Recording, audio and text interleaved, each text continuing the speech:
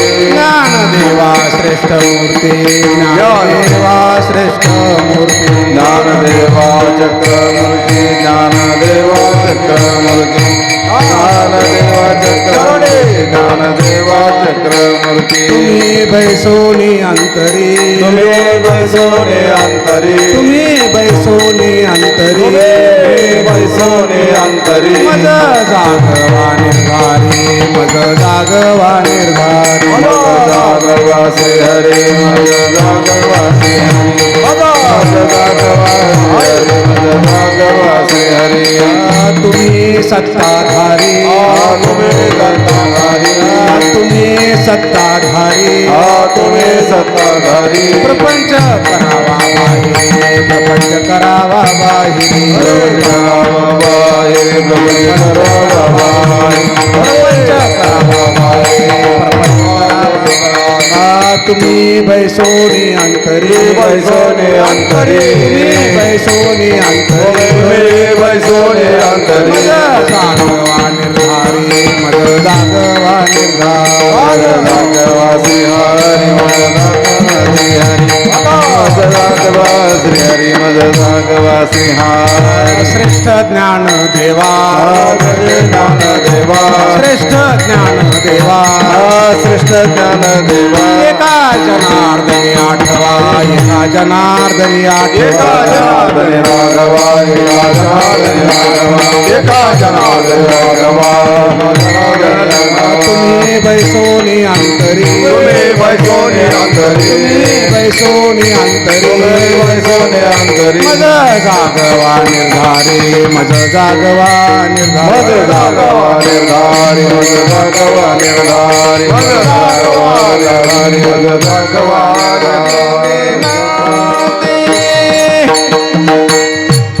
माझे ऐकावे माझी ऐकावी विनंती माझी ऐकावी विनंती हा माझी ऐकावे विनंती विनंती माझी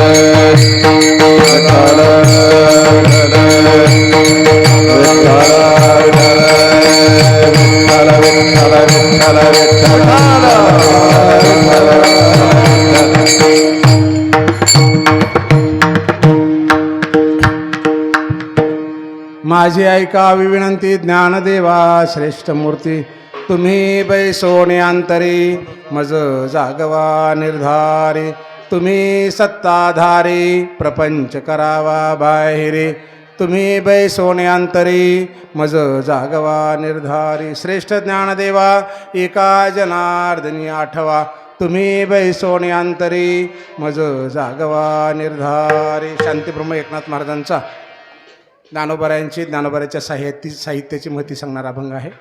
हा अभंग नाथ महाराजांच्या अपेक्षेप्रमाणे सोडवला जावा यासाठी नाथ महाराज स्वतःला ज्यांचं लेकरू समजायचे अर्थात ज्यांना आई समजायचे त्या ज्ञानोबरायांचं स्मरण मी करतो आहे. एक ज्ञानाबाई माझी अनाथाची माय एका जनार्दनी पाय वंदित असे.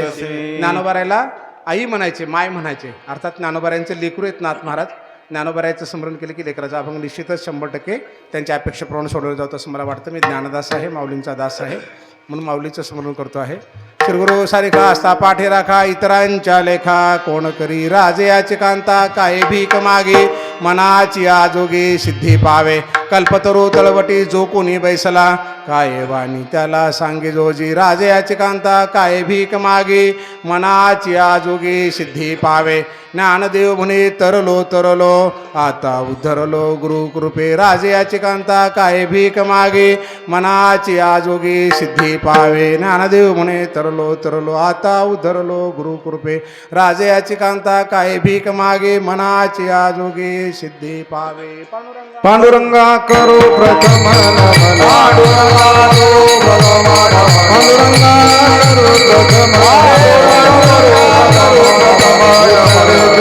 संततिया ओ हरे चरण संततिया पुस्तके चरण संततिया गाजा कुमाराने कथे का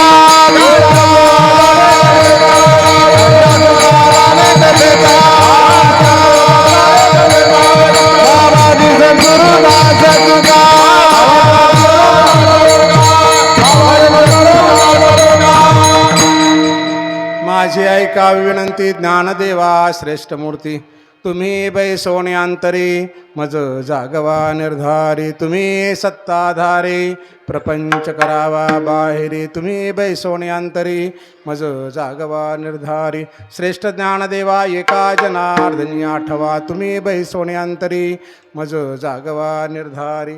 4 चरणाचा अभंग आहे नाथ महाराजांचा आहे माऊलीवरची त्यांची भक्ती आहे श्रद्धा आहे त्याचं स्पष्टीकरण ह्या अभंगामध्ये आलं आहे. या अभंगाला सोडवायला सुरुवात करण्यापूर्वी सर्व श्रोत्यांना विनंती आहे जरा विनंती आहे का सर्वांनी ऐका, काय बोलतो ते ऐका. माता भगिनींनो ऐका. उभे असलेले असोत, बसलेले असोत, कीर्तन चालू असताना आपसात बोलू नका. मोठ्या माणसांना विनंती आहे, कीर्तन असताना चालू असताना मोठ्याने बोलू नका. आणि लेकरं जर बोलत असेल तर आपली लेकरं आपण सांभाळा. कारण कीर्तनामध्ये बोलल्यानंतर महापाप लागतं. हे नाथ महाराजांचे, तुकाराम महाराजांचे शब्द माईकमध्ये सांगण्यासारखे नाहीत. तोंडावर गौरी ठेवली इथपर्यंत नाही, त्याच्या पलीकडचे शब्द आहेत, फार अवघड शब्द आहेत, मी सांगत नाही. पुन्हा ऐका बारीकीनं. मोठ्या माणसांनी बोलू नका आणि लेकरांना बोलू देऊ नका. लेकरं जर बोलले तर त्याचं पाप मोठ्या मायबापाला लागतं. पुण्यामध्ये 5-6 महिन्याखाली एक अपघात झाला, मुलाकडून ॲक्सिडेंट झाला, माहिती आहे ना, व्हिडिओ भरपूर फिरला. एका मुलाकडून ॲक्सिडेंट झाला तर त्याची शिक्षा मायबापाला झाली. देशातला कायदा जर असेल ना तर अध्यात्माचा कायदा त्याच्यापेक्षा फार भयानक आहे. कायदा असा आहे, पुण्यात्मके पापे स्वर्गा येईजे, पापात्मके पापे नरका जाईजे, माते जे ने पाविजे ते शुद्ध पुण्य. कधी कधी पुण्य करायला जाऊन पदरात पाप पडत असतं. कीर्तनात बोलणं हे पाप पडतं. त्याच्यापेक्षा कीर्तनाला न आलेलं बरं असे म्हणायची वेळ येते. आपण म्हणतो ना एवढे कीर्तनं केले वगैरे म्हणून, मौलिक कमी कमी कमी. लक्षात आलं का? कधी कधी पदरात पाप पडतं. दुसरे कोवी सांगतो तुम्हाला. माऊली असं म्हणाले, तरी महंताच्या कोडी घरा आली आहे ओढी, मानून नता परवडे मुद्दाला तुटे. जर महंताचा म्हणजे कीर्तनकार असेल, व्याख्याता असेल, प्रवचनकार असेल, जे कोणी असेल, त्यांचा जर कसल्याही प्रकारचा अवमान झाला किंवा त्यांच्या शब्दाचा मान नाही राखला, कीर्तनात व्यत्यय आणला तर पुण्य पदरात पडायचं लांबच गेलं. माऊली म्हणाले, मुद्दल तुटे. मुद्दल तुमच्याकडे जे जमा पुण्य आहे ना आत्तापर्यंतचं, ते सुद्धा नष्ट होईल. माझे शब्द नाहीत बरं काय, ज्ञानोबरायांचे शब्द आहेत. माझी विनंती आहे तुम्हाला की आपसात बोलू नका. कीर्तन चालू असताना मोबाईल काढू नका. कारण एखाद्या देशाचा राष्ट्रपती गेला तरी देश चालतो, एखाद्या देशाचा पंतप्रधान गेला तरी देश चालतो. 1.5-2 तास मोबाईल बंद ठेवला कीर्तनात, काही बिघडत नाही. मान वाकडी करायची, hello I mean Kirtan, call you later, कामात आहे, नंतर बोलतो, कीर्तनात आहे, काही सांगू नका. सगळं जग चालत राहतं. माझी विनंती, आपल्या लेकरांना आपण सांभाळा. माता भगिनींनो, आपल्या लेकरांना आपण सांभाळा. कारण जगातली सगळ्यात मोठी संपत्ती जर कोणती असेल तर लेकरं आहेत. तुम्ही असं म्हणू नका की लेकरं खेळतच राहतात, लहानच आहेत. अभिमन्यू जर आईच्या गर्भात शिकू शकतो ना, तर तुमचे लेकरं मांडीवर बसून शिकू शकतात, खेळू शकतात. पुन्हा वाक्य आहे का, अभिमन्यू जर आईच्या गर्भात शिकू शकतो ना, तर आपले लेकरं मांडीवर बसून शिकू शकतात. म्हणून आपले लेकरं आपण सांभाळा. पुन्हा पुन्हा सांगायला लावू नका मला. माझी विनंती आहे तुम्हाला. कारण आपल्याला असं वाटतं की चलत राहतं, काही चलत नसतं. एक कॅमेरा लावा ना तर पूर्ण रेकॉर्डिंग होते. श्रीमद भागवत तुम्ही ऐकले, 14 कॅमेरे लागलेत, 14 कॅमेरे आहेत. यम नियम सकाळची दुपारची होता, पूर्ण रेकॉर्डिंग करतं. हे सगळं चित्रगुप्ताकडे घेऊन जातं, हान धुरण्याला. लक्षात आलं का? म्हणजे कधी कधी पुण्य करायला सुद्धा पाप पदरात पडतं. म्हणून मी तुम्हाला सांगितलं, आपण बोलू नका आणि आपले लेकरं आपण सांभाळा. याच्यावर तुमची मर्जी. कारण तुकाराम महाराज म्हणाले, तुका म्हणे कोणी नायकती सांगता, होती मधुता वर पडे. जर आमचं ऐकायचं नाही ना तर यमाच्या तावडीत जावं लागेल. तुकाराम महाराजांचे शब्द आहेत. माझी विनंती आहे, माझी ऐकावी विनंती. ज्ञानदेवा श्रेष्ठ मूर्ती. नाथ महाराजांनी ज्ञानोबरायाकडे विनंती केली. काय म्हणाले? माझी ऐकावी विनंती. ज्ञानदेवा श्रेष्ठ मूर्ती. ज्ञानोबराया, तुम्ही श्रेष्ठ मूर्ती आहात, श्रेष्ठ मूर्ती आहात. मला तुम्हाला विनंती करायची आहे. पहिल्या चरणामध्ये विनंती आलेली नाही, फक्त विनंती केलेली आहे. माझी ऐकावी विनंती. बघा बरं का, परवानगी न घेता.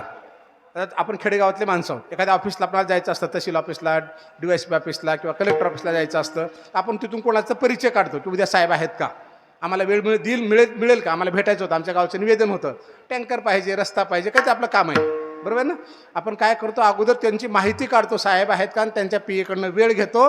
आणि मग साहेब त्या यादीमध्ये लिहितात, दुपारी 11 वाजता बैठक आहे, त्याच्यानंतर फलाण्या गावचं शिष्टमंडळ भेटायला येणार आहे, त्याच्यानंतर त्यांचा एक टाइम टेबल तयार होतो, वेळापत्रक तयार होतं. थोडक्यामध्ये वरिष्ठ कार्यालयात जायचं असेल तर आपण परवानगी घेऊन जातो. आणि परवानगी घेऊन मध्ये गेल्यानंतर, आता मी त्या क्षेत्रातून आलो ना, डेप्युटी कलेक्टर, ॲडिशनल कलेक्टर, काही दिवस कलेक्टरचा ॲडिशनल चार्ज, ॲडिशनल कमिशनर, तुमच्यासारखे लोक यायचे, डायरेक्ट येत नव्हते. काय म्हणायचे, PA कडून माहिती घ्यायचे, विचारायचे, आणि ऑफिसमध्ये आल्यानंतर चिठ्ठी द्यायचे की साहेबाला भेटायचं. आणि माझ्याकडून मला काय म्हणायचे, सर एक विनंती करायची होती बरं का, साहेब एक विनंती करायची होती. परवानगी घेऊन सुद्धा विनंती, परवानगी घेऊन सुद्धा विनंती. लक्षात आलं का? परवानगी घेऊन सुद्धा. मग सांगायचे आमच्या गावाला टँकर पाहिजे, आमच्या गावाला फलानं पाहिजे, असं म्हणायचे. आता नाथ महाराजांनी, माऊली कमी द्या ना, नाथ महाराजांनी परवानगी घेतलेली नाही, बारीकी नाही का बरं का. माझी ऐकावी विनंती. परवानगी घेतली नाही, सरळ आलेत ना माऊलीकडे, सरळ आले. काय म्हणाले, माझी विनंती ऐका. सरळ आले आणि विनंती करू लागले बरं का, परवानगी घेतलेली नाही. असा काय अधिकार असेल नाथ महाराजांचा, बिना परवानगीचं जाऊन डायरेक्ट बोलतात माऊलींना. माऊली काय सामान्य आहेत का? आणि ते स्वतःच म्हणतात की माऊली तुम्ही श्रेष्ठ आहात. आणि एवढ्या श्रेष्ठ असणाऱ्या जगाच्या मालकाला परवानगी न घेता नाथ महाराज त्यांच्याकडे गेले आणि सरळ म्हणाले की माझी ऐकावी विनंती, माझी विनंती तुम्ही ऐका, तुम्ही श्रेष्ठ मूर्ती आहात. असं का म्हटले असेल? असा नाथ महाराजांचा कुठला अधिकार असतं की ज्याच्या अधिकारावर म्हणाले? याचा अधिकार एकच आहे. त्याचं उदाहरण मी तुम्हाला सांगतो. आम्ही एका ठिकाणी डेप्युटी कलेक्टर, ॲडिशनल कलेक्टर, ज्या ज्या पदावर असेल त्या पदावर असताना आमच्याकडे एक नवीन मॅडम आले. आमच्यापेक्षा मोठ्या पदावर, जिल्हाधिकारी पदावर, बरोबर, कलेक्टर पदावर आल्या. आणि काही साहेबांची बदली झाली ते 4 दिवसाकडे आमच्यासारख्याकडे अधिकार होता, पदभार होता, अतिरिक्त प्रभार होता. मॅडम आल्या आणि आम्ही त्यांना जाऊन म्हटलं की मॅडम आपण असं रुजू झाला, ते 5-6 फायली महत्त्वपूर्ण आहेत. साहेब म्हणाले की आता बदली झाली तर सह्या करू नये पॉलिसी मॅटरवर. लोकाला कशाला शंका, 2-3 दिवसात मॅडम जॉईन होतील, त्यांच्याकडे फायली दाखवा त्यांना, आणि त्या फायली काढणं आवश्यक आहे, महत्त्वपूर्ण आहे. मॅडम म्हणलं की संडे के दिन आ जाओ. काय म्हटल्या? संडे के दिन आ जाओ, म्हणजे रविवारी या 10 वाजता, परवानगी घेऊन. बरं का, आम्ही परवानगी घेऊन गेलो घरी. कोण कोण गेलो? एक तहसीलदार, डेप्टी कलेक्टर, ॲडिशनल कलेक्टर, सगळे परवानगी घेऊन त्यांच्या घरी गेलो, फाईल दाखवायला घेऊन गेलो. घरी गेलो, सुट्टीच्या दिवशी 10 वाजता घरी गेलो. बारीकी नाही का, परवानगी घेऊन गेलो, फायली काढायला सुरुवात झाली की तेवढ्यामध्ये त्यांचं एक 3 वर्षाचं लेकरूमध्ये आलं. कुठे? त्या रूममध्ये, त्या खोलीमध्ये 3 वर्षाचं लेकरू आलं. 3-3.5-4 वर्षाचं असेल. आणि ते काय म्हणू लागलं, मम्मी मेरी सुनो ना. परवानगी घेतली नाही बरं का, बिना परवानगीचं आलं मध्ये, बिना परवानगीचं आलं. आणि काय म्हणालं, मम्मी मेरी सुनो ना. ते ऐकेच ना. ते म्हणा, अरे ठहरो ना बेटा जरा, ये बड़े लोग आहे, ॲडिशनल कलेक्टर साहब आहे, डेप्टी कलेक्टर साहब आहे, तहसीलदार साहब आहे.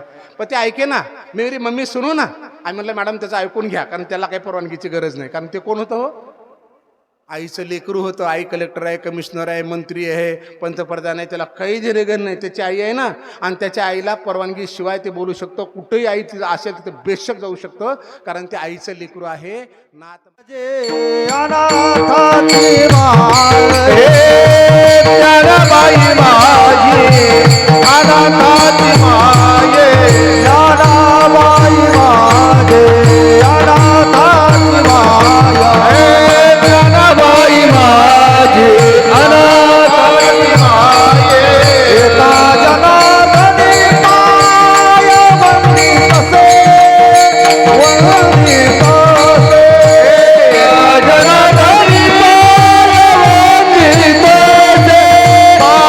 वंदित से,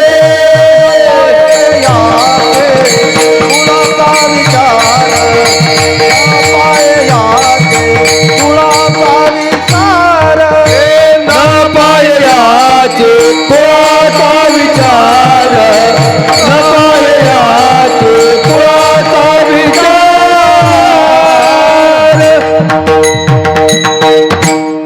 काय प्रमाण दिलं माऊलीने आता? ज्ञानाबाई माझी अनाथाची माय. नाथ महाराजांची आई आहेत ज्ञानोबा आहे, कारण नाथ महाराज स्वतः म्हणतात मी त्यांचं लेकरू आहे. आता या लेकराला जगाच्या श्रेष्ठ असणाऱ्या आईकडं जायला परवानगीची गरज आहे का? म्हणून पहिल्या चरणात परवानगी घेतली नाही, सरळ म्हणाले माझी आई का विनंती, ज्ञानदेवा श्रेष्ठ मूर्ती. आणि आम्ही लेकरू झाले पाहिजे बरं का. जर माऊलीवर तुम्हाला सत्ता गाजवायच्या, माऊलीकडून काम करून घ्यायच्या, माऊलीच्या कृपेला पात्र व्हायच्या, ज्ञानोबा राहायच्या, तर त्यांचं लेकरू व्हा. त्या आईनं जे सांगितलं ते ऐका. आणि ही आई जगाचं कल्याण करणारी. ज्ञानराज माझी योग्यांची माऊली. नामदेव महाराज वयानं मोठे येतं, पण ज्ञानोबाला काय म्हणाले? माझी माय म्हणाले, माऊली म्हणाले. ज्ञानदेवा पाहता डोळा, नामदेवा हर्ष झाला, घट्ट धरिले पाय, तू झाला श्रीगुरुराय. माऊलीला श्रीगुरु म्हणाले, घट्ट धरिले पाय. नामदेव महाराजांचा अभंग आहे. कोण कोण शिष्य झालं, कोण कोण लेकरू झालं? पुन्हा ऐकून घ्या बारीकीनं. जर संतांची कृपा पाहिजे ना, तर संतांचं लेकरूच व्हायचं. लेकरू व्हायचं म्हणजे लहान व्हायचं. लहानपण देगा देवा, लहान व्हायचं. आपला अभिमान दाखवायचा, मोठेपण दाखवायचा. मला गायन येतं, मला कीर्तन येतं, मला कथा येते. काही सांगू नका त्यांना, आई तुझ्यापुढे आम्ही लहान आहोत, तुझं लेकरू आहोत. ज्ञानाबाई माझी अनाथे पा. ज्ञानाबाईचे शरण शरण एका जनार्दनी, वेदशास्त्रे देती ग्वाही म्हणती ज्ञानाबाई आई. सगळ्यांनी आईबाई म्हटलं. सेना महाराज माऊलीच्याच बरोबरचे आहेत. ते काय म्हणाले? ज्ञानदेव माता, ज्ञानदेव पिता, तोडील भव्यता, ज्ञानदेव माता म्हणाले, पिता म्हणाले. बरोबर आहे ना? सगळे संत, सगळ्या संतांनी माऊलीला आई बाई म्हटले. नाथ महाराजांनी म्हटलं, नामदेव महाराज म्हणाले, सगळेजण म्हणाले करील ते काय नोहे महाराज. सगळं मोठेपण तिथं दिलं. म्हणून त्यांच्या कृपेला सगळं जग पात्र झालं. काय झालं? कारण ज्ञानोबाऱ्याला आई म्हटलं. माझी आई का विनंती, ज्ञानदेवा श्रेष्ठ मूर्ती. माझी आई का विनंती, ज्ञानदेवा श्रेष्ठ मूर्ती. माऊली तुम्ही श्रेष्ठ आहात. माझी विनंती आहे का? माझी तुम्हाला हीच विनंती आहे. संसारातल्या माणसाला, कोणत्याही मोठ्या माणसाला जर आपलं काम करून घ्यायचं असेल, त्याच्याकडे आपलं जर अडचण असेल, जायचं असेल, भेटायचं असेल, तर त्याचा आदर सत्कार करायला स्वतःला कमीपणा घेऊ नका. मीच मानतो का त्याला, मीच मानतो का त्याला, अजिबात म्हणू का. कारण मी नावाचा प्रकार सगळा नाशवंत आहे. आज ना उद्या हा जाणार आहे. आणि लहानपण घेणं म्हणजे माघार घेणं नसते. त्या परिस्थितीवर मिळवलेला तो विजय असतो. माझी आई का विनंती, ज्ञानदेवा श्रेष्ठ मूर्ती. तुम्ही श्रेष्ठ आहात. कोण श्रेष्ठ आहात? माऊली. ज्ञानाचा देव, ज्ञानेश्वर, ज्ञानाचा ईश्वर, ज्ञानाबाई, बाईमधले ज्ञानाची बाई, ज्ञानराज, ज्ञानाचा राजा. आणि कोण? महाराज. तो हा महाराज ज्ञानेश्वर माऊली जेने निगमवल्ले प्रगट करील ते काय नोहे महाराज परिपाहे बीज शुद्ध. महाराज आम्ही किती जर लाडात आणलं ना आमच्या लेकराला, किती लाडा झाला, माता भगिनी भरपूर इथे बसल्या, किती लाडात आलात ना तर लेकराला काय म्हणतो आपण?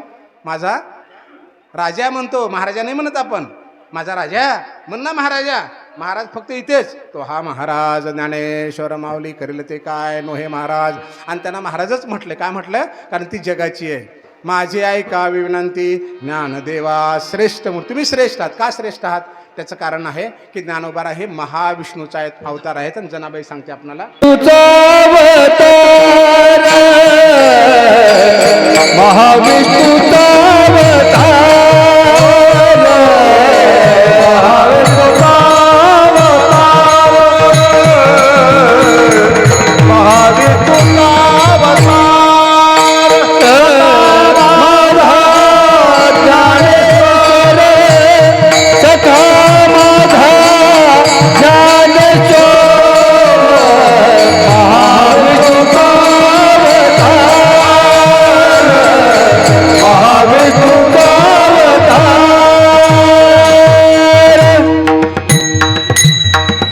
माऊली का श्रेष्ठ आहेत? कारण माऊली महाविष्णूचा अवतार आहेत आणि महाविष्णू हे श्रेष्ठ आहेत. कारण कोणी सांगितले श्रेष्ठ? तो श्रीमद भागवतामध्ये एक मोठा यज्ञ चालला होता. तुम्ही कथा ऐकली असेल. श्रीमद भागवतामध्ये मोठा यज्ञ चालू होता आणि त्या यज्ञातला सगळ्यात मोठी आहुती, सगळ्यात मोठं स्थान कोणाला द्यायचा हा विषय चर्चेला आला. कोणी म्हणे बा ह्या देवाला देऊ, कोणी म्हणे त्या देवाला देऊ. मग सगळ्यात एक चर्चा झाली की तुम्ही स्वतः भगवंताची परीक्षा बघायची. कोणी भृगु ऋषीने बघायची आणि त्याच्यामध्ये जो श्रेष्ठ देव ठरेल त्याला आपण यज्ञाचा मान देऊ. म्हणजे पहिल्या प्रथम भृगु ऋषी कोणाकडे गेले? महादेवाकडे गेले. महादेव पार्वतीसोबत खेळत होते. काय तर चाललं असेल त्या दोघांचं. दुर्लक्ष झालं. भृगु ऋषीला राग आला, वाद झाला. महादेव पण चिडले आणि मग भृगु ऋषी काय म्हणाले? तुम्ही त्रिगुणातीत होऊ शकत नाही, सत्व रज तम्याच्या पलीकडे जाऊ शकत नाही. महादेव म्हणले की माझ्यात प्रचंड राग आहे, माझ्याकडून अपेक्षाच करू नको श्रेष्ठ होण्याची, तू अजून दुसऱ्या देवाकडे जा. महादेवाला टाळलं. ब्रह्मदेवाकडे गेले. ब्रह्मदेव सरस्वतीसोबत गायनामध्ये तल्लीन होते. त्यांनी दुर्लक्ष केलं. भृगु ऋषीला राग आला. ते तर वाद झाला आणि ते म्हणाले की तू श्रेष्ठ होऊ शकत नाहीस. ब्रह्मदेव म्हणाले माझ्याकडनं श्रेष्ठत्वाची अपेक्षाच करू नको. मग विष्णूकडे आले. 2 ठिकाणी अपमान झाला, 2 ठिकाणी अपयश आलं. म्हणून भृगु ऋषीला राग आला की एवढा मोठा ऋषी, यांना एवढं मोठेपण द्यायला तर माझ्याकडे दुर्लक्ष करतात. आणि विष्णूकडे गेले. विष्णू लक्ष्मीसोबत गप्पा मारत बसले होते. भृगु ऋषीकडे दुर्लक्ष झालं. भृगु ऋषीला राग आला आणि त्यांनी विष्णूच्या छातीमध्ये लात मारली. जेने उरी हणितलासे पापारा तयाचा चरणू वाहासी दातारा अजून वैरियाच्या कलेवरा विसंबसेना. अरे बाबा असा कसा आहेस की तुझ्या छातीमध्ये लात मारली तरी त्याचा पाय धरतो? भृगु ऋषीचा पाय धरला विष्णूने आणि सांगितलं अरे माझं हृदय वज्रासारखं कठीण आहे, तुमच्या पायाला मार लागला असेल. मग जेवढे विष्णूचे अवतार आहेत ना, बालाजीचे व्यंकटेश्वर असतील, पंढरपूरचा पांडुरंग असेल, कृष्ण असेल, राम असेल, बघा तुम्ही छातीमध्ये खड्डा दिसतो कारण त्या भृगु ऋषीची लात आहे. म्या लक्ष्मी डावलने केली परवते कौस्तुभ फोडून घेतला हाती मग उडवली वक्षस्थलास्ती ख्याती चरणारा जा. लक्ष्मीला बाजूला काढलं कारण लक्ष्मी हृदयामध्ये भगवंताच्या, तिला बाजूला काढलं आणि भृगु ऋषीची लात मारून घेतले. भृगु ऋषी म्हणाले की देवा 33 कोटी देवामध्ये तू श्रेष्ठ आहेस. कोण श्रेष्ठ आहे? विष्णू. आता माऊलीने प्रमाण दिलं आणि त्या विष्णूचा अवतार माऊली येतात. महाविष्णूचा अवतार सखा माझा ज्ञानेश्वर म्हणून ज्ञानोबा श्रेष्ठ आहे. कोणी सांगितलं? हे जनाबाईने सांगितलं. सेना महाराज ज्यांच्या वतीनं भगवंताने राजाची दाढी केली त्या राजाचा 10 गेला. त्या सेना महाराजांनी सांगितलं. काय सांगितलं? विष्णूचा अवतार सखा माझा ज्ञानेश्वर, ज्ञानेश्वराच्या चरणी सेना आला लोटांगणी. विष्णूचा अवतार. चोखोबराय ज्यांच्या झोपडीमध्ये भगवंताने दहीभात खाल्ला, चोखोबरायच्या गालावर मारलं तर पांडुरंगाचा गाल फुगला आणि मेल्यानंतर चोखोबरायच्या हाडातून विठ्ठल विठ्ठल आवाज येत होता. त्या चोखोबरायांनी सांगितलं महाविष्णूचा अवतार प्राण सखा ज्ञानेश्वर आयशा संताच्या चरणी चोखा घालितो लोळणी. तुम्ही महाविष्णूचा अवतार आहेत. आपण रोज आरती करतो. लोपले ज्ञान जगी हित नेनती कोणी अवतार पांडुरंग नाव ठेविले ज्ञानी. पांडुरंगाचा अवतार म्हणजे ज्ञानोबा आहे. बरोबर आहे. पांडुरंग कोणाचा अवतार आहेत? गोकुळचं काम संपलं. काय झालं? द्वारके होणे जगजेटी आले पुंडलिकाचे भेटी. द्वारकेचं काम संपलं, कृष्णाचं काम संपलं, पुंडलिकाला भेटायला आला आणि काय झाला? पांडुरंग म्हणून उभा राहिला आणि त्या पांडुरंगानं लोपले ज्ञान जगे हितने न ती कोणी अवतार पांडुरंग नाव ठेविले. पांडुरंगाचा अवतार झाला म्हणून ज्ञानोबा आहे श्रेष्ठ. कुणाचा अवतार आहेत? म्हणून विष्णूचा अवतार आहेत म्हणून. साक्षात ऐका विनंती ज्ञानदेवा श्रेष्ठ मूर्ती. ऐका चालतं कारण काय युद्धभूमीवर कृष्णाने गीता सांगितली अर्जुनाला. युद्धभूमीवर 18 अक्षुनी सैन्य तर मारायला एकमेकाला किती धिंगाणा असेल सांगा बरं. बरचे, तलवारी, हत्ती, घोडं, प्रचंड प्रचंड धिंगाणा असेल. आणि त्या धिंगाणामध्ये गीता सांगितलं. आपल्याला ऐकायला काय झालं, आपल्या पद्धतीनं करू, जमल तसं गडबड करून त्याला पर्याय नव्हता. माझी ऐकावी विनंती, ज्ञानदेवा श्रेष्ठ. ज्ञानोबा आहे, तुम्ही श्रेष्ठ आहात. कारण का आहात? कारण तुम्ही महाविष्णूचा अवतार आहात, त्याच्यामुळे श्रेष्ठ आहात असं नाथ महाराज पहिल्या चरणामध्ये म्हणतात. देवायके विनंती, माझी ऐकावे विनंती, माझी ऐकावे विनंती, माझी ऐकावे विनंती. देवा कृष्णमूर्ती, ज्ञानदेवा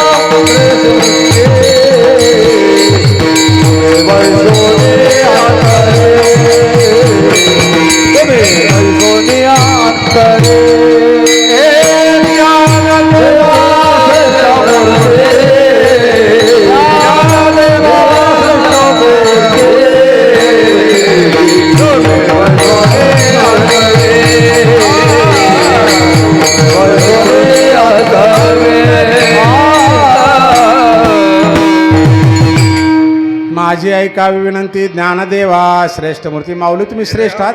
मूर्ती म्हणजे दगडाची, प्लॅस्टर ऑफ पॅरिस किंवा मातीची, लाकडाची मूर्ती नाही बरं का, चालती मूर्ती. आपण मूर्तीचा बरं का, मूर्ती लहान कीर्ती महान असं आपण म्हणतो. ऐकू येते ना सर्वांना? मूर्ती लहान कीर्ती महान असं आपण म्हणत असतो. कारण आपण सुद्धा श्रेष्ठ आहोत, फक्त आपल्यातला नको ते भाग आपल्याला काढून टाकावं लागेल. ज्ञानोबा यांच्यासारखं आपल्याला श्रेष्ठ होता येतं. उदाहरणामध्ये समजा इकडे मोठं पटांगण आहे, ते दिसतंय, मोठं पटांगण ते दिसतंय ना, तिथं आपण विहीर खोदली, काय होईल? विहीर खोदली, पाणी लागेल. पाणी लागलं का पाणी अगोदरच होतं तिथे? अगोदरच होतं ना. मग तुम्ही काय केलं? आपण काय केलं? दगड माती बाजूला काढली, पाणी तिथंच होतं. दगड गोटे पाणी बाजूला काढल्यावर पाणी लागलं. अगदी त्याप्रमाणे आम्ही सगळे श्रेष्ठच आहोत, 100% श्रेष्ठच आहोत. फक्त आमच्यातला नको ते भाग काढून टाका. काम, क्रोध, ईर्ष्या, द्वेष, मत्सर 100% आम्हीच आहोत. देव पाहया गेलो, देवची होऊन ठेवलं. 100% आम्ही देव होऊ शकतो. आमच्यातला फक्त नको ते भाग काढून टाका. दुसरं उदाहरण सांगतो, प्रत्येकजण श्रेष्ठ आहे. मानवी देहात जन्माला आलेला प्रत्येकजण श्रेष्ठ आहे. कारण का? देव पाहावया गेलो, देवचे हो. आम्ही 100% देव होऊ शकतो. उदाहरण सांगतो मी तुम्हाला, श्रेष्ठ का आहोत आपण. 1995ला MPSCचा निकाल लागला आणि माझ्या गावाकडून पत्र आलं. मी सावंतवाडीला अकाउंट ऑफिसर होतो. माझ्या वडिलांचं पत्र आलं. वडील असं म्हणाले, बाळा आशीर्वाद. आम्ही धन्य झालो. का धन्य झालो? कारण MPSCचा तुझा निकाल असा असा गावाकडे आला. कारण फोन नव्हते, मोबाईल नव्हते. गावाकडे पत्र गेलं, सरकारचं ऑर्डर गावाकडे गेली. आणि तू काय झाला, MPSCच्या परीक्षेमध्ये डेप्युटी कलेक्टर म्हणून महाराष्ट्रामध्ये टॉपर आला. आणि गावकडनं आमची मिरवणूक काढली. काय म्हणाले वडील? तू डेप्युटी कलेक्टर म्हणून महाराष्ट्रामध्ये टॉपर आला आणि गावकऱ्यांनी आमची मिरवणूक काढली. कुणाची? मी टॉपर आलो. माझ्या बापाचं काय केलं, लोकांनी स्वागत केलं, मिरवणूक काढली. आता मी तुम्हाला काय सांगायचे, आम्ही श्रेष्ठ आहोत. आत्तापर्यंत गावातले लोक, ओळखी पाळखीतले लोक मला काय म्हणायचे, ते पंढरी फडाचा मुलगा का, ते मुद्रिकेचं पोरगं का, ते इजुकुबार का, इजू का, असं म्हणायचे. आता काय म्हणू लागले, कलेक्टर साहेब का. हात, पाय, कान, नाक, डोळे तेच आहेत बरं का, माझ्यात काहीच बदल झाला नाही. पण माझी निवड झाली, माझं श्रेष्ठत्व जगासमोर दिसलं, माझं श्रेष्ठत्व. आणि डेप्युटी कलेक्टरसुद्धा म्हणायचे नाहीत, कलेक्टर साहेब. प्रमोशन IAS झालं होतं, भाग वेगळा. पण सुरुवातीलाच कलेक्टर म्हणायला सुरुवात केली. माणूस तोच आहे, हात, पाय, कान, नाक, डोळे. पण श्रेष्ठत्व सिद्ध झालं. अगदी त्याप्रमाणे प्रत्येक माणसामध्ये जसं विहीर खोदल्यानंतर दगडधोंडे बाजूला काढले, पाणी लागलं. तुझं आहे, तुझं पाशी 100% आमच्यामध्ये 100%. फक्त नको तो भाग काढून टाका, नको तो काढून. प्रत्येकजण श्रेष्ठ. इथं बसलेलं प्रत्येक लेकरू अधिकारी होऊ शकतं. ऐकवायला शिका. मी तुम्हाला उदाहरण सांगितलं की अभिमन्यू जर आईच्या गर्भात शिकू शकतो, तर आमचे लेकरं मांडीवर बसून शिकू शकतात. मांडीवर बसून शिकू शकतात. लक्षात आलं का? मी पुण्याहून मिटिंग आटोपून संभाजीनगरला येत होतो. एका ट्रकवर वाक्य लिहिलं होतं. ट्रकवरचं वाक्य असं होतं, पूत सपूत तो क्यों धन संचय. जर तुमची लेकरं चांगली आहेत ना, तर पैसा कमवायची काय गरज आहे. आणि दुसरं वाक्य होतं, पूत कपूत तो क्यों धन संचय. जर तुमचे लेकरं वाईट आहेत तर अजिबात कमवू नका, तुम्हाला बर्बाद करून टाकतील. लक्षात आलं का? कोणापाशी आहे? आमच्यापाशी आहे सगळी संपत्ती. आमचं श्रेष्ठत्व आमच्या लेकरावर अवलंबून आहे. म्हणून तुम्हाला पोटतिरकीनं म्हणलं की आपले लेकरं आपण सांभाळा, मांडीवर घेऊन बसा, पण कीर्तनात आणत जा, कारण त्यांना कळावं. परवा आमच्याकडे भजन झालं. माऊली, मला वाटतं तुम्ही पण होते. मी नाही सांगता, मॅडमचं नाव नाही सांगत. एक 35-40 वर्षाची महिला आली, एका मुलीला घेऊन आली, 5-7-8 वर्षाच्या मुलीला घेऊन आली. आणि त्या भजनातून जात नव्हती ती. आम्ही सहज विचारलं, ताई काय पाहिजे तुम्हाला? नाही काही नाही म्हणे, माझ्या पोरीला ह्या ढोलक्यासोबत फोटो काढायचा आहे. काय म्हटली? माझ्या पुरीला ढोलक्यासोबत फोटो काढायचा. ढोलकं म्हणजे मृदंग आणि ढोलक्यातला फरक माहीत नाही, ही परिस्थिती आहे आमची. आलं का लक्षात? म्हणून कीर्तन ऐकायची, काळजीपूर्वक ऐकायची. माझी ऐकावी विनंती, वचन ऐका कमळापती, माझी रंकाची. भगवंतालाही विनंती करायला लागते, माणसालाही विनंती करायला लागते. तुकाराम महाराज म्हणाले, तुका म्हणे कोणी नायकती सांगता, होती मधुता बर पडे, बुडते हे जन न देखवे डोळा, येतो कळवळा. म्हणून अंतकरणात अक्षरी सैन्य आहे, एकमेकाला मारायला तलवार, घोडे, बरचे, हत्ती, किती धिंगाणा असेल. आणि त्याच्यामध्ये कृष्ण परमात्मा गीता सांगतात, अर्जुन ऐकतो. काय स्रोत असेल तो बघा, त्याला अजिबात व्यत्यय आला नाही कशाचा. आम्ही लगेच इकडे तिकडे बघायला सुरुवात होऊन लगेच आम्हाला व्यत्यय येतो. नाही असं कुठं असतं का, गर्द्यात कुठून का मोटरसायकल ऐकले, लेकरं खिवळाले. अरे सांगून बघा, ऐकलं ठीक आहे, नाही की आपलं आपण ऐकू ना. कारण आम्हाला आमचा उद्धार करून घ्यायचा. या जगामध्ये कोणीच कोणाचं नाही. कोणी ना कोणाचे एका देवावेन मना नारायण सद्बुद्धीने. भगवंताचं नाव सुद्धा सद्बुद्धीने घ्यायचं आहे. जगात कोणीच कोणाचं नाही. आणि जर आपल्याला शिकायचं आहे, कृपा करून घ्यायची संताची, तर 100% त्यांचं लेकरू झालं पाहिजे. माझी ऐकावी विनंती, ज्ञानदेवा श्रेष्ठ मूर्ती. माऊली तुम्ही मूर्ती आहात. मूर्ती म्हणजे दगडाची नाही, धोंड्याची नाही, मातीची नाही. माऊली तुमच्या आमच्यासारखी चालती मूर्ती आहेत. कारण कृष्णाने अर्जुनाला सांगितलं, मनोनिगा पांडवा मूर्तीचा मेळावा करून त्यांच्या गावा धावतो आलो. अरे अर्जुना, मी मूर्तीचा मेळावा करून म्हणजे 2 हात पाय कान नाक डोळे करून त्यांच्या गावाला आलो. भक्तांचा उद्धार करण्यासाठी आलो. कुणाचा? तुमचा आमचा उद्धार करण्यासाठी. तुम्ही आम्ही सामान्य नाही बरं का. स्वतःला कमी लेखत जाऊ नका. काय पडलं ह्या जीवनामध्ये, असं असतं का तसं, असं नाही. अतिशय भाग्यवंत आहोत आपण, अतिशय श्रेष्ठ आहोत. ज्यांना ज्यांना मनुष्य देह मिळाला त्याच्यासारखा श्रेष्ठ या जगाच्या पाठीवर कुठलाच देह नाही, कुठलाच नाही. हत्ती आमच्यापेक्षा प्रचंड मोठा आहे, प्रचंड बलवान आहे. हत्तीचं तोंड आमच्याहून मोठं आहे, जीभ मोठी आहे. कोणत्या हत्तीनं रामकृष्ण हरी म्हटलं? ऐकलं का कधी? बिलकुल नाही. आम्हीच म्हणू शकतो. लक्षात आलं का? वाघ आमच्यापेक्षा प्रचंड वेगात पळतो. कोणता वाघ पळत दिंडीमध्ये आला, पंढरपूरला आला का कोणता वाघ? नाही येऊ शकत. हाच वाघ पळू शकतो. प्रत्येकाला आपले मायबाप म्हणतात ना, माझा वाघ म्हणले लहानपणी आम्हाला. हाच वाघ पळतो. पण दुर्दैवानं कुठं पळतो?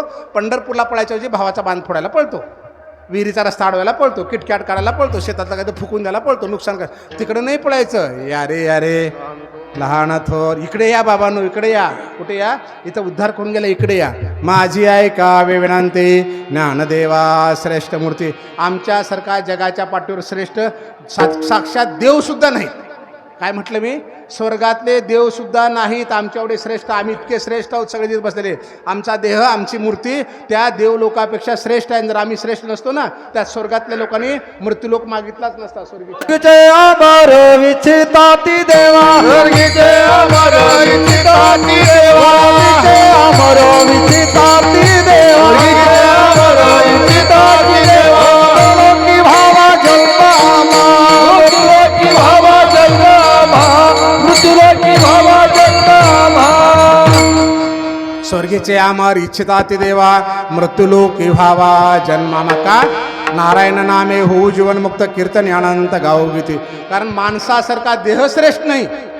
इहलोकीचा हा देहे देव इच्छिता ते पाहे, धन्य आम्ही जन्मालो, दास विठोबाचे झालो. हाच देह तुम्हाला मिळाला, सर्वात श्रेष्ठ आहे. आणि दुर्दैव बघा ना, आमच्यातले कित्येक लोक म्हणतात मेलेलं बरं. रोज पेपर काढून बघा 4-2 आत्महत्यात. कारण देहच कळला नाही आम्हाला देहच कळलं नाही. अरे बाबा, श्रेष्ठ आहेस तू मानवी देहामध्ये. मनुष्य हा देह न मिळे मागुता. मागूनही मिळत नाही, एवढ्या ताकदीचा देह तुला मिळाला. देव लोकांना सुद्धा मिळत नाही, आम्हाला मिळाला. राम अवतारामध्ये आम्ही वानरी असेल कदाचित, शक्यता आहे सांगता येत नाही. आणि जेव्हा रामाचं काम संपलं, अयोध्येकडे निघाले, सगळे वानरी एकत्र आले. आणि प्रभूला काय म्हणे, देवा आता आम्ही काय करायचं?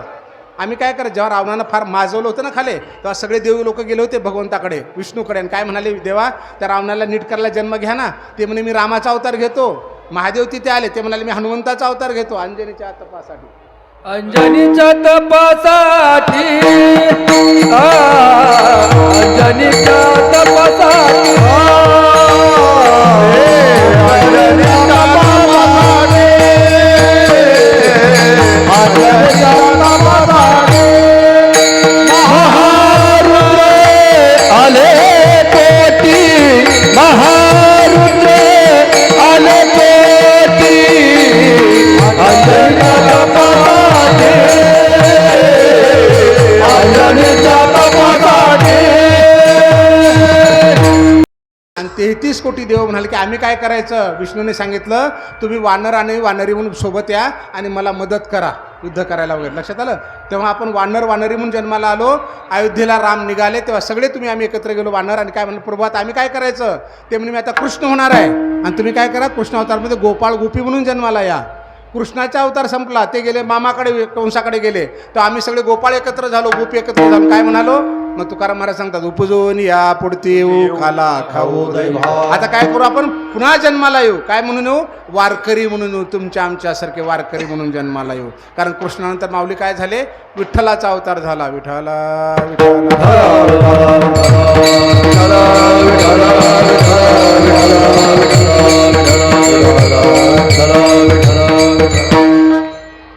काय झालं वारकऱ्यांचा अवतार झाला आणि पांडुरंग विठ्ठलावर कमरेवर देऊन उभे राहिले.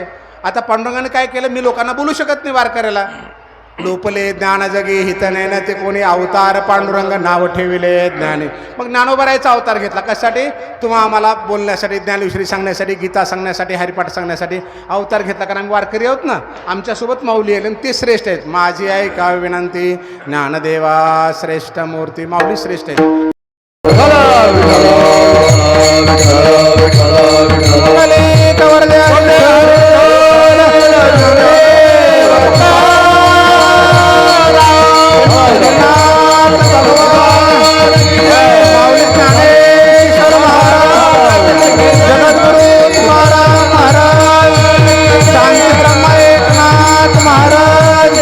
सर्व संतन की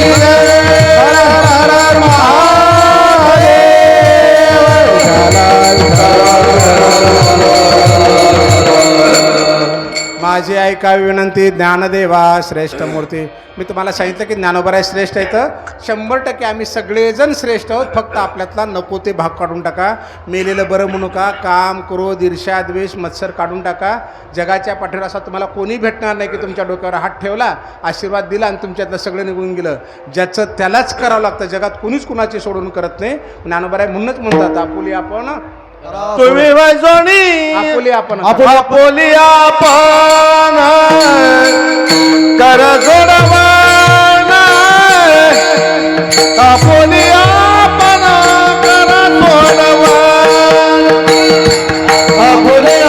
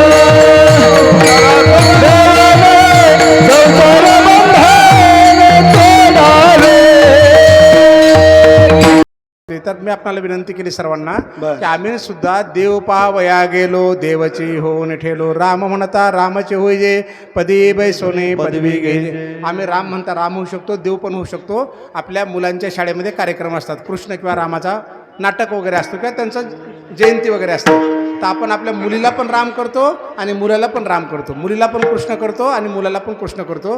म्हणजे आमची लेकरं रामाप्रमाणेच आहेत. अगदी त्याप्रमाणे मी रामाप्रमाणेच आहोत कृष्णाप्रमाणेच आहोत.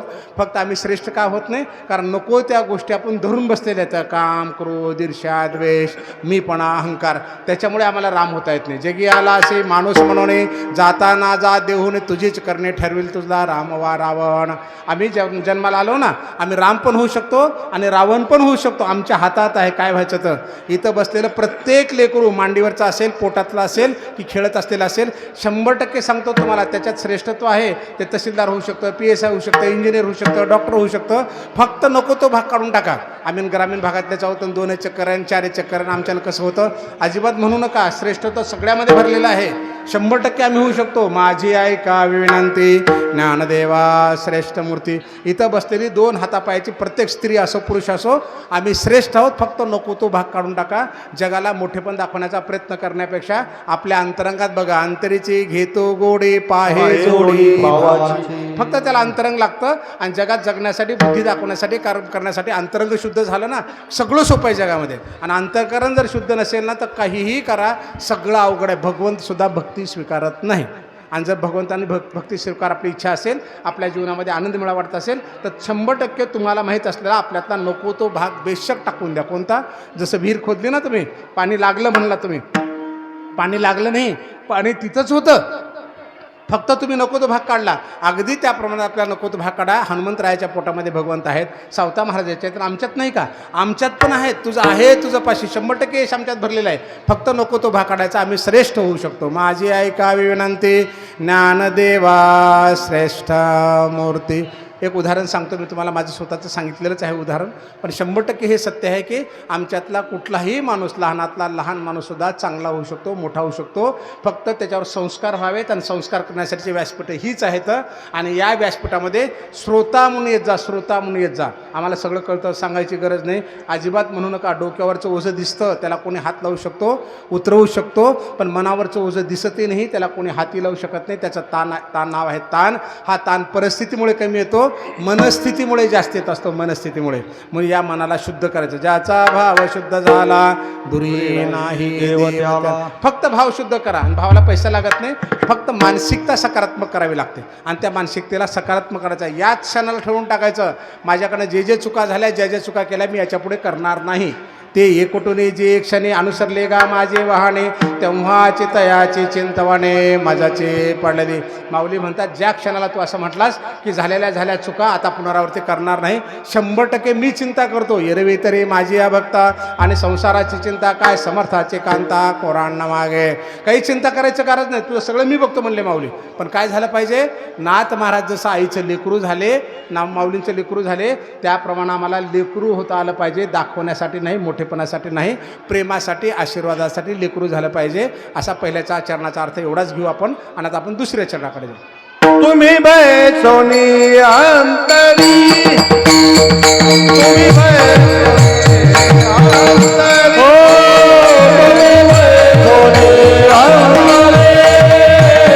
तुम्ही बैसोनी अंतरी मद कालवा श्री हरी मद कालवा श्री धारे तुम्ही बैसोनी तुम्ही बैसोनी मद कालवा निरधारी मद कालवा निरधारी तुम्ही बैसोनी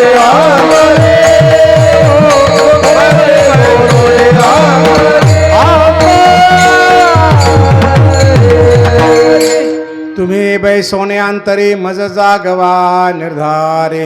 शांतीब्रह्म एकनाथ महाराज माऊलीला असं म्हणाले. पहिल्या चरणामध्ये विनंती केली पण काय विनंती केली? पहिल्या चरणामध्ये विनंती नाही. माझी ऐकावी विनंती ज्ञानदेवा श्रेष्ठ. तुम्ही श्रेष्ठ आहात माझी विनंती. पण विनंती पहिल्या चरणात आलेली नाही. दुसऱ्या चरणात विनंती आली. काय म्हणाले? तुम्ही बैसोने अंतरी मज जागवा. तुम्ही आमच्या अंतरंगात बसा. अंतरंगात बसा. कारण देव जर अंतरंगात बसला भगवंत अंतरंगात बसला ना ईर्ष्या क्रोध काम मत्सर माणसाला सतवू शकत नाही. मी लहान होतो फक्त बसून राहा बरं का माझी विनंती आहे. फक्त बसायला शिका. बसणं फार अवघड आहे. आणि ज्याला बसता आलं ना तो 100% यशस्वी होतो. कीर्तनात बसता येऊ द्या. प्रवचनात कीर्तनात बसताच येत नाही आपल्याला. 100% बोलतो एकमेकाला मोबाईल काढतो लेकराबद्दल बोलतो कोणाबद्दल बोलतो. आपण ऐकत नाही. बसायला शिका. माझ्या लहानपणचं उदाहरण सांगतो. मी उदगीरला गेलो होतो माझ्या वडिलांसोबत. एका ऑफिसमध्ये काम होतं आणि त्या गेटमध्ये वडील गेले आणि तिथेच थांबले. म्हणलं बाप्पा चला ना मध्ये. तर वडील काय म्हणाले? नाही बेटा मध्ये साहेब नाहीत बहुतेक. मला कसं काय कळलं? काय हे कर्मचारी बाहेर फिरू लागलेत ना म्हणजे बहुतेक साहेब ऑफिसमध्ये नाहीत. काय कळलं तुम्हाला? जर साहेब ऑफिसमध्ये बसून राहिले असते तर हे कर्मचारी बाहेर फिरले नसते. आमचे कोणते कर्मचारी येतं? ईर्ष्या द्वेष काम क्रोध मत्सर जर आमच्यात भगवंत बसला सकारात्मकता बसली आम्हाला कळू लागलं की केलेल्या कर्माची परतफेड 100 आहे 100% करावी लागणार आहे चांगलं केलं तर चांगलं वाईट केलं तर वाईट हे जर आपल्या बुद्धीला कळलं आमच्या मनाला जर कळलं ना आमच्या अंतरंगाला जर कळलं ना तर 100% हे सगळे कर्मचारी जे आहेत ना आम्हाला त्रास देणारे काम क्रोध ईर्ष्या मत्सर हे सगळे निघून जातील जागेवर बसतील आपल्या आम्हाला त्रास देणार नाही म्हणून बसून राहा तुम्ही बैसोने अंतरे मज जागवा निर्धार मी एका ठिकाणी डेप्टी कलेक्टर होतो दौऱ्यावर गेलो परत आल्यानंतर एकदा आमचे एक नायब तहसीलदार मला म्हणाले की सर तुम्ही दौऱ्यावर जाताना न सांगता जात जा म्हणलं का नाही म्हणजे जा कर्मचारी कामाला थोडा टाळामळ करतात इकडे तिकडे उठतात चहा प्यायला जातात चहा प्यायला जातात पण तुम्ही येणार आहे मग भीती असते ना कुणीच बाहेर जात नाही म्हणजे नुसतं बसून राहिल्याचा परिणाम आहे बरं का फक्त बसून राहिल्याचा आता तुम्हाला उदाहरण सांगतो आपण काय म्हणतो घरी नाश्ता तयार होत असतो स्वयंपाक होत असतो नाही मित्राचा फोन आला त्या काकानं बोलले दादानं बोलले फटकन मोटरसायकल काढायचे निघाले फाट्यावर बरोबर ना फाट्यावर गेले नाही मग घरला येतो आपण घर बायको म्हणते आई म्हणते नाश्ता कर ना नाश्ता करा ना आम्ही काय नाही तिथे गेलतो ना तो श्याम भेटला त्याने बळजुबरीनं भजे खाऊ घातले आणि चहा पाजवला ठीक आहे आज तुम्हाला श्यामनं भजे खाऊ घातले तुम्हाला काम नव्हतं तुम्ही मित्राकडे उद्या कोण खाऊ घालणार आहे तुम्हाला त्याला खाऊ घालावं लागेल म्हणजे दोघाला भजे खाऊ घालायचे 2 चहा प्यायचे म्हणजे जवळपास 100 रुपये घालायचे बरोबर आहे ना आणि कधी कधी बोलता बोलता भांडणं पण होतं बरं का बाहेर वाद पण होतो काही कारण नसतं कोणाचं खेटलं जातं धक्का लागतो मारामारी होतात भांडणं होतात अशा 8-15 दिवसाला 1-2 बातम्या आपण वाचतोच आता तुम्ही बाहेर गेले चहापाणी केलं भजे खाल्लात 100 रुपयाचे आता मला तुम्हाला सांगायचं आहे तुम्हाला कुठलंही काम नव्हतं ना जर तुम्ही बाहेर न जाता घरात बसले असते तर त्या 100 रुपयामध्ये अर्धा किलो तेल आलं असतं अर्धा किलो डाळ आले असते 100 रुपयाचे भजे जर तुमच्या बायकोनं आईनं घरात केले असते अख्खं घर खाल्लं असतं अख्खं घर तुम्ही बैसोन फक्त घरात बस 100 रुपये वाचले असते आणि त्याचा आणखी एक मोठा फायदा झाला असता लेकरं भीतीपुटी पुस्तकं उघडून बसली असते तू बाहेर गेला रे गेला लेकरं धिंगाणा घालतात मायल्यास म्हणते बघा तुम्ही असं केलं पोरांना तसा पोरगी अभ्यास करणार तुम्ही बाहेर जाऊ नका तुम्ही गेले की असं होतं किती फायदे झाले कळलं का तुम्हाला वेळ वाचला विनाकारण भांडणतंटे वाचले पैसे वाचले आणि अख्ख्या घरानं नाश्ता केला 100 रुपयामध्ये तुम्ही बैसोनी अंतरे मज जागवा फक्त बसायला शिका कीर्तन चालू असतं कुणी ओट्यावर बसतं कुणी घरावर बसतं अरे नाही बाबा नामदेव महाराजांनी सांगितलंय काय सांगितलंय सर्वनाचे विषय श्रवणाचे विषे बैसावे येवोने श्रवणाचे विषे बैसावे येवोने श्रवणाचे विषे बैसावे येवोने श्रवणाचे विषे बैसावे येवोने साम्राज्य भुवने सुखी नांदे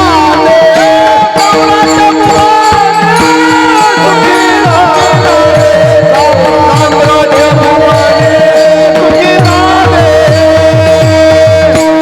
श्रवणाचे मिसे बैसावे येऊने साम्राज्य भुवने सुखीन फक्त श्रवण करायला मध्ये येऊन बसा मंडपामध्ये ओट्यावर बसलं की मोबाईल काढतं घरावर बसलं की मोबाईल काढतं पायऱ्यावर बसलं मोबाईल काढतं कोणाला बोलतं गप्पा मारतं पण समोर येऊन बसल्यानंतर फरक पडतो कारण आपण तिथे श्रोता होतो लक्षात आलं का तुम्ही बैसोनी अंतरी मज जागवा निर्धारी नाथ महाराज सामान्य नाहीत प्रचंड मोठी व्यक्तिमत्व आहे प्रचंड मोठी साक्षात भगवंतानी त्यांच्या घरात पाणी भरलं गंगातीरी जाऊन वस्त्र धुतले श्रीखंड्या चंदन उगाळून करी वस्त्र गंगातीरी धोतासे साक्षात भगवंताने त्यांच्या घरात सेवा केली हे काही लहान नाहीत नाथ महाराज तरी पण नाथ महाराज काय म्हणाले माऊलींना तुम्ही बैसोने अंतरी मज जागवा माझ्याकडून करून घ्या मला जागा ठेवा आता मला तुम्हाला हेच सांगायचं आहे की जर जागं राहिलं तर काय होऊ शकतं आणि मग तुम्ही किती ज्ञानी असा बरं का किती मोठे गायक असा कीर्तनकार असा प्रवचनकार असा मला सगळं येतं कधीच म्हणू नका ज्या दिवशी तुम्ही म्हटलात की मला सगळं येतं ना मग माऊलींना विचारा माऊली सांगतात येथ जाणीव करी तेची नेणे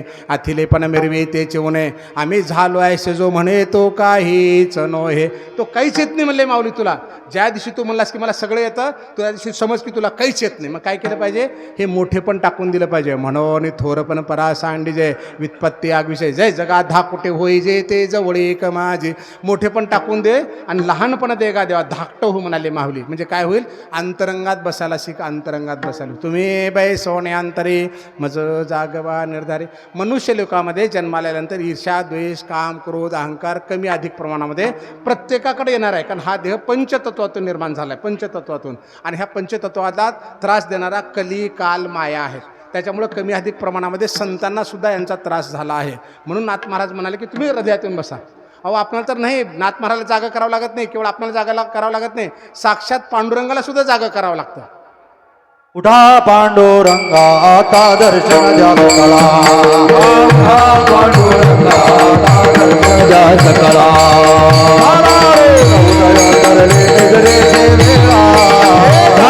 हृदया चरणी निघले से मेरा.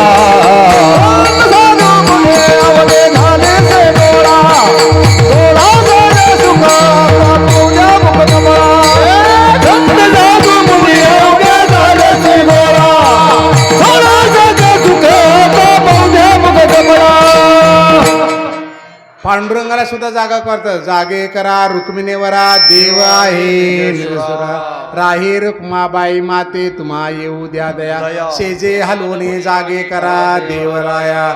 म्हणजे 14 भुवनाच्या मालकाला सुद्धा जागं करावं लागतं. या सामान्य माणसांत विचारच करू नये की आपल्याला जागं करावंच लागतं, मला सगळं येतं, अजिबात म्हणू नका. कारण याला सुद्धा जागं करावं लागतं. त्याला जागं करण्याचं एकच व्यासपीठ शिल्लक राहिले, ते म्हणजे आपलं धार्मिक व्यासपीठ, कीर्तन प्रवचन कथेचं व्यासपीठ. बाकी तुम्हाला कोणीच जागा करणार नाही, करू शकत नाही. कारण तुम्हाला मोठेपणा द्यावं लागतं, या बसा म्हणावं लागतं, तुमचे नावं घ्यावं लागतात माईकमध्ये. कशाला जागा करणार आहे? करतच नाही ना. एवढे सप्ते होऊन सुद्धा कुठे समाधान लाभले आपल्याला? अनेक वर्षापासून सप्ते चालले आणि प्रत्येक कीर्तनाचा सारांश आहे बघा. रिकाम्या हाताने आलो, रिकाम्या हाताने जाणार, फलानं करू नका, पाप करू नका, जस्ट त्याला भोगावं लागणार आहे, भांडणं करू नका, वाद करू नका, सगळं ऐकलं ना आपण. म्हणजे याचा अर्थ असा आहे की आता सख्या भावाच्या बांधाचं भांडणच नसेल, पण 100% भांडण आहे. विहिरीच्या हिश्श्याचं भांडण आहेच, रस्त्याचं शेताचं भांडण आहे. एवढे सप्ते ऐकून सुद्धा जर हीच परिस्थिती, तर आम्हाला कोण करणार आहे जागं? आम्हाला आपुली आपण करा सोडून माऊलीनं प्रमाण दिलं ना. ज्याला पर्याय नाही दुसरा. कोणी ना कोणाचे एका देवावेन म्हणा नारायण सद्बुद्धीने. या जगात कोणीच कोणाचं नाही. आपुली आपण करा सोडवण 100% करावं लागेल आणि स्वतःला जागा करावं लागेल. तुम्ही बै सोने अंतरी मज जागवा निर्धारे. तुम्ही बसा, आपण बसा. मायबापाला माझी विनंती आहे. एक 30 वर्षाखालचं उदाहरण सांगतोय तुम्हाला. 30 वर्षाकरता बघा बरं का, खूप बारीक नाही का. त्यावेळेस मोबाईल तर नव्हतेच, पण टी व्हीसुद्धा कमी होते. चॅनल 2च चॅनल मला माहिती आहेत तेव्हाचे. एक 30 वर्षाखाली मोठ्या शहरातला झोपडपट्टीतला मुलगा कलेक्टर झाला, आय एस झाला. आठवत असेल तर बघा, पुन्हा पुन्हा बातमी फिरत होती ती पेपरला, तर 8 दिवस बातम्या आल्या. झोपडपट्टीतला 30 वर्षाखाली कलेक्टर झाला झोपडपट्टीतला. आणि काही 2 चॅनलवाले आणि टी व्हीवाला आणि पत्रकार त्याच्याकडे आईकडे गेले आणि आईला काय म्हणाले, आई तुमचं पोरग कलेक्टर झालं म्हणे. ते म्हणालेत माय सगळे, मला काय एवढं कळना. 4-4.5 फूट उंचीची बाई आहे ती. आणि तिला प्रश्न विचारला, राणी म्हणून विधवा दिसते काम. तिला विचारलं, आई तुम्ही काय करता? ती म्हणे विटा टाकीते. म्हणजे टोपल्यात विटा घ्यायच्या, पहिल्या माळ्यावर दुसऱ्या काम करणारी, रोजगार करणारी बाई. आणि तिला विचारलं, आई तुमचं पोरग कलेक्टर झालं, आता दिव्याची गाडी मिळणार. ते म्हणाल्यात माय सगळे, मला काय कळना. फार सुंदर प्रश्न विचारला. आई तुमचं पोरग कलेक्टर हो म्हणून तुम्ही काय केलं? ती काय म्हणाले, मी रात्री उशिरापर्यंत, नाव बदलून सांगतो आता कारण अजून मोठ्या पदावर आहेत ते. काय म्हणाली ती बाई, आई काय म्हणाली, मी रात्री उशिरापर्यंत त्याच्या बाजूला बसून राहत होते, जागी राहत होते त्याच्या बाजूला जागी राहत होते उशिरापर्यंत. आणि पहाटे इंचू डोक्यावर आला की त्याला उठवतो. इंचू म्हणजे त्या 7 चांदण्या, कारण घडी कळत नव्हती. आणि इंचू डोक्यावर आला की त्याला उठवित होते आणि त्याच्या बाजूला मी जागी राहत होते, जागी. पुन्हा प्रश्न विचारला, आई तुम्हाला तर काही पुस्तक वाचता येत नाही काय, मग तुम्ही का जागी राहत होते? नाही, म्या झोपले की श्याम्या झोपत होता आणि श्याम्या झोपून येऊन मॅच जागी राहत होते.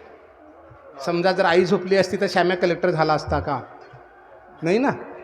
जा, तुला ट्युशन लावून दिलं ना, 2 एकर इकलं ना, मंगळसूत्र खाला केलं ना, घाण ठेवलं ना, सोनं घाण ठेवलं ना, आता जा दिल्लीला जाऊन अभ्यास कर, संभाजीनगरला जाऊन अभ्यास कर. नाही, जागर राहा. तुम्ही बै सोने अंतरी मज जागवान. आपल्या लेकराला जाग करा. तुम्ही जर अंगठे भादर जरी असाल ना, फक्त त्याच्या बाजूला बसून राहा. झोपणार नाही ते, मोबाईल खेळणार नाही, पुस्तक पालतं टाकणार नाही, काहीतरी वाचल.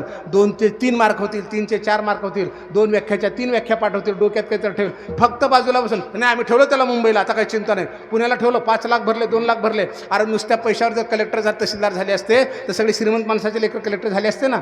होत नाही. त्यांच्या बाजूला जागा राहा.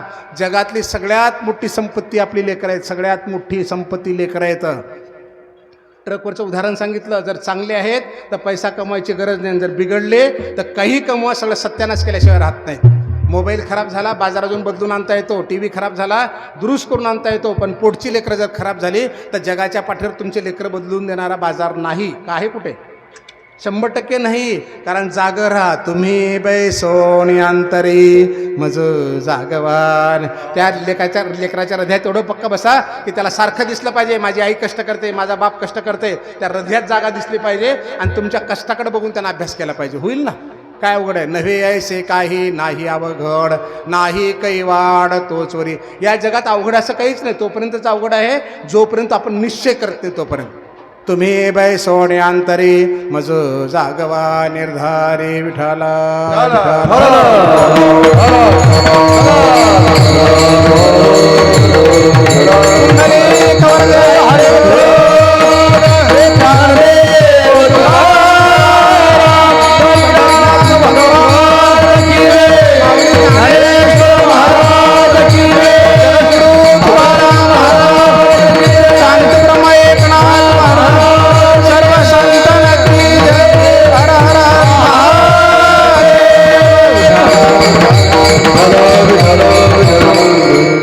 तुम्ही बैसोने अंतरी मज जागवा निर्धारी. सगळ्याला ऐकू येते ना पाठीमागे? आता अजून आहेच का थोडंसं? तुम्ही बैसोने अंतरी मज जागवा निर्धारी. थोडक्यामध्ये ज्ञानोबरायासारखा संत महात्मा आपल्या हृदयात जर बसला, आता ज्ञानोबराय आपल्या हृदयात बसतील की नाही माहिती नाही, पण हरिपट आपल्या हृदयात बसू शकतो, ज्ञानेश्वरी बसू शकते, चांगदेव 65, अमृतानुभव, माऊलींचे अभंग, संतांचे अभंग आपल्या हृदयात बसू शकतात. आम्ही हरिपट म्हणतो बघा, आपल्या हृदयात कसं बसले बघा. मग आम्ही जागी का नाही? आम्हाला सगळ्याला हरिपट येतो ना? हरिपट सगळ्यांना पाठीमागं ऐकू येतं का? हरिपट येतो का? बघा आपण हरिपाठ कसा म्हणतो, फार चांगलं म्हणतो बरं का. असाच म्हणायचा, जे रोज म्हणता ना तुम्ही, असाच म्हणायचा सगळ्यांनी. कसा म्हणतो आपण? हरिमुखे म्हणा, हरिमुखे म्हणा. हे कोणतं आलं वाटतं बघ बरं तिकडं. विष्णू विनय जप व्यर्थ त्याचे ज्ञान. पोराचा डबा नाही भरला अजून. जप तप कर्म हरि, ते शेतावून आले नाहीत वाटतं अजून. असेच भूक पडायची सारखे. 5 मिनिटामध्ये 25 वेळा बोलायचं वेगवेगळं आपण. मग कसे कृपा, कशी कृपा होईल आपल्यावर? नाही होणार ना. अंतःकरणाने बसा. देवाचे द्वारे उभा क्षणभरे. एक क्षण सुद्धा इकडे जायचं ना, अंतःकरणातून करायचं. आणि सगळे कर्म करता करता सुद्धा माणसाला करता येऊ शकतं. सगळे कर्म करता वाट्याला आलेल्या कर्मामध्ये सुद्धा आपल्याला भगवंत दिसला पाहिजे. कारण का नाथ महाराज म्हणतात, कर्म टाकून माणसाला काही करता नाही. खाता पिता बसता उठता हरी बोलायचं आपणाला. हरी बोला, हरी बोला, हरी बोला, हरी नाही तरी बोला. हरी बोला, हरी बोला, नाही तरी बोला. मला करू नका, करू नका.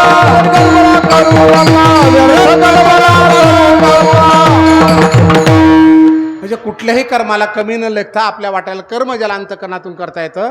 कारण आपला गीतेचा सार आहे, कर्मण्येवाधिकार असते मा फलेषु कदाचन. कर्म करा. आणि माऊलीने सांगितलंय, तुम्ही देवतांतराना भजावे, हे सर्वथा काही न करावे, स्वधर्म यज्ञ जावे अनायासे. तू देव करू नको, धर्म करू नको, पूजा करू नको, उपास करू नको, पण तुझ्या वाट्याला जे कर्म आहे ते अंतःकरणातून कर. जागी राहून कर, जागी राहून कर. कसं जागी राहून? जर अंतःकरणातून केला, जागी राहून केलास, तर 2 एकरमध्ये 20 लाख उत्पन्न येऊ शकतं. आपल्या अवतीभोवती लोक आहेत ना, 2 एकरमध्ये 20 लाख उत्पन्न येऊ शकतं. आणि जर 20 एकर तुझ्याकडे, तू जर म्हणलात ना, गाजर गवत बोले, पाऊसच पडला नाही, ट्रॅक्टरच नाही, बैलच नाही, बघू की पाऊस पडल्यानंतर, तर त्या 20 एकरमध्ये 2 लाख पण निघणार नाही. का? कारण तू जागा नाहीस ना. तुला वाटतं सगळं दिलं पाहिजे आणून. कोणी देणार नाही बाबा, तुला करावं लागणार आहे स्वतःला. जागी राहून करा. तुमच्या लेकरांना पुस्तकं लिहायचे नाहीत, आयती पुस्तकं वाचायचे 200-400 पानाचे. काय त्या 200-400? फक्त जागा राहा म्हणावं त्या पुस्तकाच्या बाबतीमध्ये. डावा पान, उजवा पान, काना, मात्रा, उकार या पानावर आहे, त्या पानावर तसं लिहिले. फक्त पाठ कर म्हणावं त्याला. तुम्ही बैसोने अंतरी. फक्त त्या पुस्तकाच्या अंतरंगात बस म्हणावं जागा राहून. काय होईल सांगा बरं? ते 200-400 पानाचे पुस्तकं जर तुमच्या लेकराला पाठ झाले ना, तर त्या पुस्तकामध्ये तहसीलदार आहे, इंजिनियर आहे, डॉक्टर आहे, कलेक्टर आहे, PS आहे, त्याला जे व्हायचं ते त्या पुस्तकात आहे. कारण परीक्षेत पडलेला प्रश्न त्या पुस्तकातूनच पडतो. बरोबर आहे ना? मग जागा राहून कर. तुम्ही बैसोने अंतरी मज जागवा निर्धारे. काय अवघड आहे हो? 40% माणूस जर कलेक्टर होऊ शकतो, तर 80-90% लेकरं कलेक्टर होणार नाहीत का? सांगा बरं तुमचे. नाही. जर 40% IAS होऊ शकतो, तर तुमचे लेकरं होणार नाहीत का? सांगा. नाहीच करणार आहे. 90% पडले तरी 80% पडले तर आमच्यापाशी काय 2 चक्कर आहे, 4 चक्कर आहे. बघायलाच तयार नाही ना आपण स्वतःकडे काय दिलं भगवंतानं. आयुष्याच्या या साधने सच्चिदानंद पदवी घेणे. हे साधन आहे. तुला हात पाय कान नाक दिलं काही करू शकतोस. या डोळ्यानं बघू शकतो, हातान टाळ्या वाजवू शकतोस, कीर्तन करू शकतो, प्रवचन करू शकतो, अभ्यास करू शकतो, शेती करू शकतो. सगळं दिलं भगवंतानं तुला. आम्हाला काय दिलं, आम्हाला काय दिलं म्हणतो, कारण स्वतःकडे बघत नाही, कारण आम्ही स्वतःच्या बाबतीमध्ये जागे नसतो. तुम्ही बैसोने अंतरी मज जागवा निर्धारीन. माऊली तुम्ही जर हृदयामध्ये आमच्या बसलात ना तर आम्हाला जागण्याची वेगळी गरज पडणार नाही, कारण तुम्ही बसलात. थोडक्यामध्ये मायबापाला विनंती आहे, कामधंदा नसेल ना, आवश्यकता नसेल तर घराच्या बाहेर जाऊ नका. आपल्या लेकरांना जवळ घेऊन बसा, त्यांचा कंटाळा करू नका. रात्री त्याजवळ बसायचं कारण जगातली सगळ्यात मोठी संपत्ती ती आहे. नुसतं बाजूला बसून राहिलात ना तर किमान खेळायचं तर कमी करेल, मोबाईल खेळायचं गप्पा मारायचं कमी करेल, म्हणजे त्याच्या डोक्यामध्ये नको ते बसणार नाही. किमान पुस्तक तरी उघडेल, नाविलाजानंतर वाचल. तुम्हाला जरी कळत नसलं, जरी अंगठे भादर असलात तुम्ही, जरी तुम्हाला येत नसलं, नुसतं बसलं तरी फरक पडतो. हे 100% सत्य आहे. लक्षात आलं का तुम्हाला? म्हणून तुम्ही बैसोने अंतरी मज जागवा निर्धारी. अगदी त्याप्रमाणे आपण स्वतःसुद्धा बसायचं. 1 ओळी वाचा, 5 वेळा वाचा, अभंग म्हणा, कीर्तन म्हणा, हरिपाठ म्हणा. अंतकरणातून करा, अंतकरणातून करा, कारण आयुष्यातला गेलेला कुठलाही वेळ वापस येत नाही. Even God cannot change in the past. होऊन गेलेल्या घटनेमध्ये ईश्वरही बदल करत नाही. उद्या करतो, 1 तारखेला करतो नाही, आत्ता जागा व्हायचं. 100% आत्ता जागा व्हायचं. आपुल्या हिता जो असे जागता धन्य माता पिता. म्हणजे आपल्या हिताला जागा राहायचं. तुम्ही बैसोने अंतरी मज जागवा निर्धारी विठाला.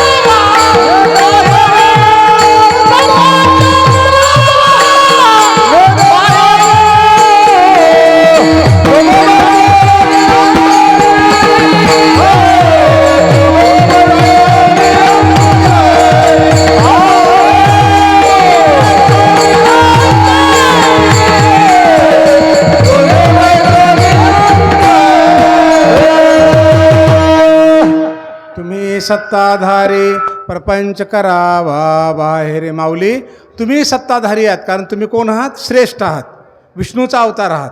बरोबर आहे. आणि तुमच्या हातामध्ये सगळी सत्ता आहे. काळ, कली आणि मायेला तुमच्या अधीन ठेवण्याचा अधिकार तुम्हाला आहे. सगळी सत्ता तुमची चालते. आम्ही संसारातली माणसं अडचणीत कशामुळे येतो? काळामुळे येतो, कलीमुळे येतो आणि मायेमुळे येतो. आणि हे सगळ्या तुमच्या अधीन असल्यामुळे तुम्ही सत्ताधीशात. तुम्ही सत्ताधारी प्रपंच करावा बाहेर. प्रपंचात का अडकलो? मायेमुळे अडकलो, काळामुळे अडकलो. आणि तुम्ही कोण आहात? विष्णू आहात. पै कलित्या माझे महाकाळू तो मी म्हणे गोपाळू, श्वापदा माझी शार्दळू तो मीच जाण. कली आणि कालाचे मालक तुम्ही आहात. आणि माया काय? माया तुमच्या अधीन आहे. माया फक्त विष्णूच्या अधीन आहे, बाकी सगळ्याला बोलवते. सगळ्याला श्रीमद भागवताचा ब्रह्मदेवाला बोलवलं, महादेवाला बोलवलं, 33 कोटी देवाला बोलवलं, कारण विष्णूच्या अधीन माया आहे. बाकी सगळ्याला बोलवते. आणि तुम्ही विष्णूचा अवतार आहात. माया तुमच्या अधीन आहे. माया तुमच्या अधीन असे ना, तुमचं नुसतं नाव घेतलं तर माया पळून जाते. ज्ञानदेव म्हणता माया गेली समोरली दया, गेली समोरली दया, समोरली दया. ज्ञानदेव म्हणता गेली समोरली दया, गेली समोरली दया, गेली समोरली दया. ज्ञानदेव म्हणता माया गेली समूळ विलया. तुमचं नुसतं नाव घेतलं तर माया पळून जाते, कारण तुम्ही विष्णूचा अवतार आहात. तुम्ही सत्ताधारे प्रपंच करावा बाहेर. आणि तुमची सत्ता आम्हाला हात धरलं ना, प्रपंच आपोआप बाहेर जातो. आम्हाला कळी काळ कोणीच काही करू शकत नाही. मी ॲडिशनल कलेक्टर होतो, एका ठिकाणी रुजू व्हायला गेलो, कारण तुम्ही सत्ताधारी, तुम्ही आमचा हात धरला ना, आम्हाला चिंता करायची कारणच नाही, असा अर्थ आहे. रुजू व्हायला गेलो एका जिल्ह्याला. संध्याकाळी झाले 7:30 वाजले. ऑफिस बंद झालं. साहेब पण घरला निघून गेले. मी रेस्ट हाऊस विश्राम करायला गेलो. म्हणलं उद्या रुजू हो. मग साहेबाचा निरोप आला की या म्हणा फडसाहेबाला भेटा, म्हणजे घरी या, बंगल्यावर या. मी बंगल्यावर काय माझा त्यांचा परिचय नव्हता. पहिल्यांदा मी त्यांच्या भेटीला गेलो, बंगल्यावर गेलो. मोठं कुत्रं भुकू लागलं मला. बंगल्यातलं मोठं कुत्रं भुकू लागलं. आता एवढ्या मोठ्या अधिकाऱ्याला कुत्र्यानं भुकाव का सांगा बरं. त्या कुत्र्याला काय देणं आहे, अधिकारी फिदेकर नाही. तसं त्या काळाला काही देणं घेणं नाही, कलीला काही देणं घेणं नाही, मायेला काही देणं घेणं नाही. तुम्ही विमानात असेल ना, विमानातून पडलं तर पण वाचवतं. वाचलं ना एक गेल्या वर्षी विमानातून पडून वाचलं, आणि सायकलून पडलं तरी मारतं. कारण त्याला लहान मोठा काही देणं घेणं नाही. फक्त विष्णूचा भक्त आहे का, महादेवाचा भक्त आहे का, ब्रह्मदेवाचा आहे का, भक्ती करतं का, भक्ती मार्गावर आहे का, मग त्याच्या वाट्याला येत नाही ते. बाकी किती मोठे असा तुम्ही करोडोपतीचे मालक असा, तुम्हाला हाणल्याशिवाय सोडत नाही ते. घडी घडी काळ वाट्याची पाहे अजून किती आहे अवकाश. अगदी तसंच आहे. त्या कुत्र्याला काही देणं घेणे. भुकू लागलं, त्याला धरायचा सगळ्यांनी प्रयत्न केला, पण ऐकत नव्हतं. साहेबाला कळलं मी आलो, म्हणून साहेब म्हणून पटकन आले. सर आले माझ्याकडे. अरे तुम्ही काय म्हणे फडसाहेब, या नमस्कार नमस्कार. आणि सहज माझा हात धरला, या म्हणे मध्ये. म्हणलं साहेब कुत्रं नाही, काही करत नाही म्हणे. साहेबांनी हात धरला आणि ते कुत्रं खरंच काही करेना झालं. इकडून तिकडून चाललं, पायातून चाललं, बाजूनं चाललं. मी घाबरल्यासारखं करायचो, पण ते काहीच करेना. मला काय कळलं तुम्हाला याच्यातून? साहेबांनी हात धरला म्हणजे कुत्र्याच्या मालकाने हात धरला. आता कुत्रं काहीच करणं झालं, कारण मालकाने हात धरला. लक्षात आलं का? तुम्ही सत्ताधारी माऊली, तुम्ही सत्ताधारी आहेत. आमच्या हृदयात बसलात ना. शनी, काळ, कली, माया काहीच करू शकत नाही, कारण तुम्ही त्यांना नेमलंय. आणि त्यांनी जर नाटकं केले की तुम्ही त्याला पदावून काढल्याशिवाय राहतच नाही. लक्षात आलं? म्हणून माऊलीला आई म्हणायचं, ज्ञानाबाई माझी अनाथाची माय, एका जनार्दनी पाय वंदित असे. लक्षात आलं? माऊलींचं लेकरू व्हायचं, माऊलींचं लेकरू व्हायचं. आणि ती जर आई झाली ना, तर काय हिंमत आहे हो. आपल्या घरात कुत्रं पाडायला दुनियाला भुकतं ते, आणि आपलं लेकरू त्या कुत्र्याला पाठीवर मारतं, धडतं, केस वडतं, कानं वडतं, त्याच्या अंगावर पाणी टाकतं. अजिबात काही करत नाही, कारण त्याला माहिती आहे मालकाचं लेकरू आहे म्हणून. बोलिले लेकुरे वेडी पुढे उत्तरे ज्ञानाबाई माझी अनाथाची माय. धन्य कानो पात्राजी झाली, भाग्याची भेटी झाली. ज्ञानदेवाची म्हणून ज्ञानदेव माता, ज्ञानदेव पिता तोडील भगवंत. ज्ञानराज माझी युग्यांची, तो हा महाराज ज्ञानेश्वर माऊली, जिने निगमवल्ली प्रगट केली. धरला ना हात, झालून लेकरू त्यांचं. आता काय हिंमत आहे कळीची काळाची, कारण तुमची सत्ता आहे. तुम्ही सत्ताधारी प्रपंच करावा. सत्ता कोणती? सच्चिदानंद बाबा वारले, जंगल होता सगळा, आणि त्या जंगलात मंदिर होतं, आणि प्रेत त्या जंगलातून चालू होतं. त्या बाईला माहीतच नाही मंदिर, तिला माहीत होतं. मंदिरावर आली, नेवाशाला माऊली मुक्ताईसोबत खेळत होते, आणि माऊलींच्या पायावर डोकं ठेवलं. बरोबर माऊली काय म्हणाले, अखंड सौभाग्यवती भव. ती म्हणे माझा नवरा मेलाय, मी चालले त्यांच्यासोबत. मुक्ताई म्हणाले, अगं दादा म्हणला ना अखंड सौभाग्यवती, तुझा नवरा मरू शकेल, जा बघ. जाऊन बघितलं जाऊन, तर सच्चिदानंद बाबा उठून बसले होते. सत्ता कोणाची आहे माहिती आहे का? माऊलींची सत्ता आहे. माऊलींची सत्ता ही पांडुरंगापेक्षा मोठी आहे, असं मी तुम्हाला स्पष्ट करून दाखवणार आहे, आता पटवून दाखवणार आहे. कोणाची सत्ता? माऊलींची सत्ता मोठी आहे. काळ हादरला, वर प्राण घेऊन गेला होता, त्याच्या हातून प्राण निसटला, आणि तो यमराजासमोर जाऊन म्हणाला की देवा माझ्या हातून प्राण निसटला. यम म्हणाला असं होऊ शकत नाही, पृथ्वी तलावर कोणीच एवढा सत्ताधीश नाहीये. मग डोळे बंद करून पाहिले, त्यांना दिसला पांडुरंग दिसले. अरे म्हणजे एकच देव आहे विष्णूचा अवतार, आणि त्यांनी घेतला असेल. मग यम येऊन पांडुरंगासमोर उभे राहिले, आणि पांडुरंगाने विचारलं, यमराजा इकडे कसा काय आला? देवा म्हणे माफ करा, तुझ्या प्राण घेतला ना सच्चिदानंद बाबाचा, तेवढा परत करा, कारण कलियुगातला नियम एकदा मेलं की प्राण परत होत नाही. पांडुरंगाने सांगितलं, अरे बाबा मी नाही केलं, मी नाही घेतलं. नाही देवा असं होऊ शकत नाही, कारण तुम्हीच विष्णूचा अवतार आहात. पांडुरंगाने डोळे बंद करून पाहिले, म्हणाले, अरे मी नाही केलं, कोणी केलं? हे ज्ञानाने केलंय. मी जर केलं असतं ना, परत प्राण केला असता, पण ते माझ्या लेकरांनी केले, मी नाही परत करू शकत. कोणाची सत्ता मोठी आहे? पांडुरंगे प्रसन्नपणे देणे दिधले या ज्ञाना, भूवैकुंठ पंढरपूर त्याहून थोर महिमाया यात्रे अलंकापुरा येते ते आवडते विठ्ठला. आणि पांडुरंगाने स्पष्ट सांगितलं माझं भूवैकुंठ पंढरपूर आहे, पण त्याच्यापेक्षा आळंदीचा महात्मा जास्त. आळंदीचा महिमा, कारण आळंदीमध्ये कोण आहे? ज्ञानोबा आहे. म्हणून तुकाराम महाराज म्हणतात चला आळंदीला जाऊ पंढरीशी जा रे आल्यानं. पंढरपूरला जा आणि आळंदीला चला. नामा म्हणे देवा चला तया ठाया, चला चला आळंदीला. आणि पंढरपूरला सुखा लागे जरी करीशी तळमळ तरी पंढरीशी तू जाय, जा पंढरपूरला. कारण आळंदीमध्ये सत्ताधीश बसलेला आहे, सत्ताधीश बसलेला आहे. तुम्ही सत्ताधारी प्रपंच करावा बाहेर. तुम्ही आमच्याकडे चालालात ना माऊली, हा प्रपंच आम्हाला काहीच करू शकत नाही. माऊली आपल्याकडे आहेत बरं का, ज्ञानेश्वरीच्या रूपाने आहेत, हरिपाठाच्या रूपाने आहेत, चांगदेव पासष्टीच्या रूपाने आहेत. अंतकरणातून वाचाच्या देवाचे द्वारे एक एक ओवी नाही, अभंग नाही, त्यातलं एक एक अक्षर ज्ञानोबा राहायची. श्रीमुखोनी अक्षरे निगती ना जाऊ एक सरे तव अविद्येचे अंधारे जावोची लागे. ती अक्षरे नव्हती देखा ब्रह्म साम्राज्य दीपिका अर्जुनाला गी चितकळिका उजळलिया श्रीकृष्णे. ज्ञानेश्वरीतलं एक एक अक्षर ब्रह्मरस आहे. तेने आबाल सुबोधे ओवियेचे प्रबंधे ब्रह्मरस सुस्वादे अक्षरे गुंतली. एक एक अक्षर अंतकरणातून वाचायचं. कोण सांगतंय? नामा म्हणे ग्रंथ श्रेष्ठ ज्ञानदेवी एकतरी ओवी अनुभवावी. चोखा म्हणे श्रेष्ठ ज्ञानदेवी ग्रंथ वाचिता सनाथ जीव होते. तुकाराम महाराज काय म्हणतात? तुका म्हणे ज्ञानदेवी समुदाय करिता येईल पोंदू पाये त्याचे, येईल बंधू पाये त्याचे.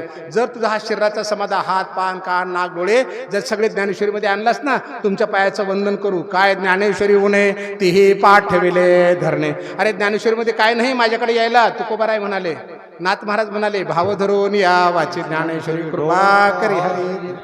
वाच म्हणाले, जनाबाई म्हणाले वाचावे ज्ञानेश्वरी डोळा पहावी पंढरी. वाचील जो कोणी जने त्यासी ज्ञानेश्वरी वाच. भाव अक्षराची गाठी ब्रह्मज्ञानाने गोमटी. म्हणून ज्ञानेश्वरी वाचायचं, कारण त्याच्यामध्ये सत्ता आहे, एकेका अक्षरामध्ये सत्ता आहे. पांडुरंगाने स्वतः सांगितलं, स्वतः देव म्हणे रुक्मिणी हा एकची योगी देखिला नाही. एकच योगी. कोणता? ज्ञानोबा आहे. पांडुरंग स्वतः सांगतात की जगाच्या पाठीवर एकमेव योगी आहे. हेची ज्ञान संजीवने जाण त्रिलोक्याची. बरोबर आहे ना माऊली? हेच ज्ञान ज्ञानेश्वरीतला हरिपाठातला एक एक अक्षर संजीवनी आहे, संजीवनी. कारण माऊलींच्या मुखातून पडलेले शब्द हे पांडुरंगाने आशीर्वाद दिलाय. पांडुरंगे प्रसन्नपणे देणे दिदले या ज्ञाना. म्हणून माऊलींची सत्ता आहे.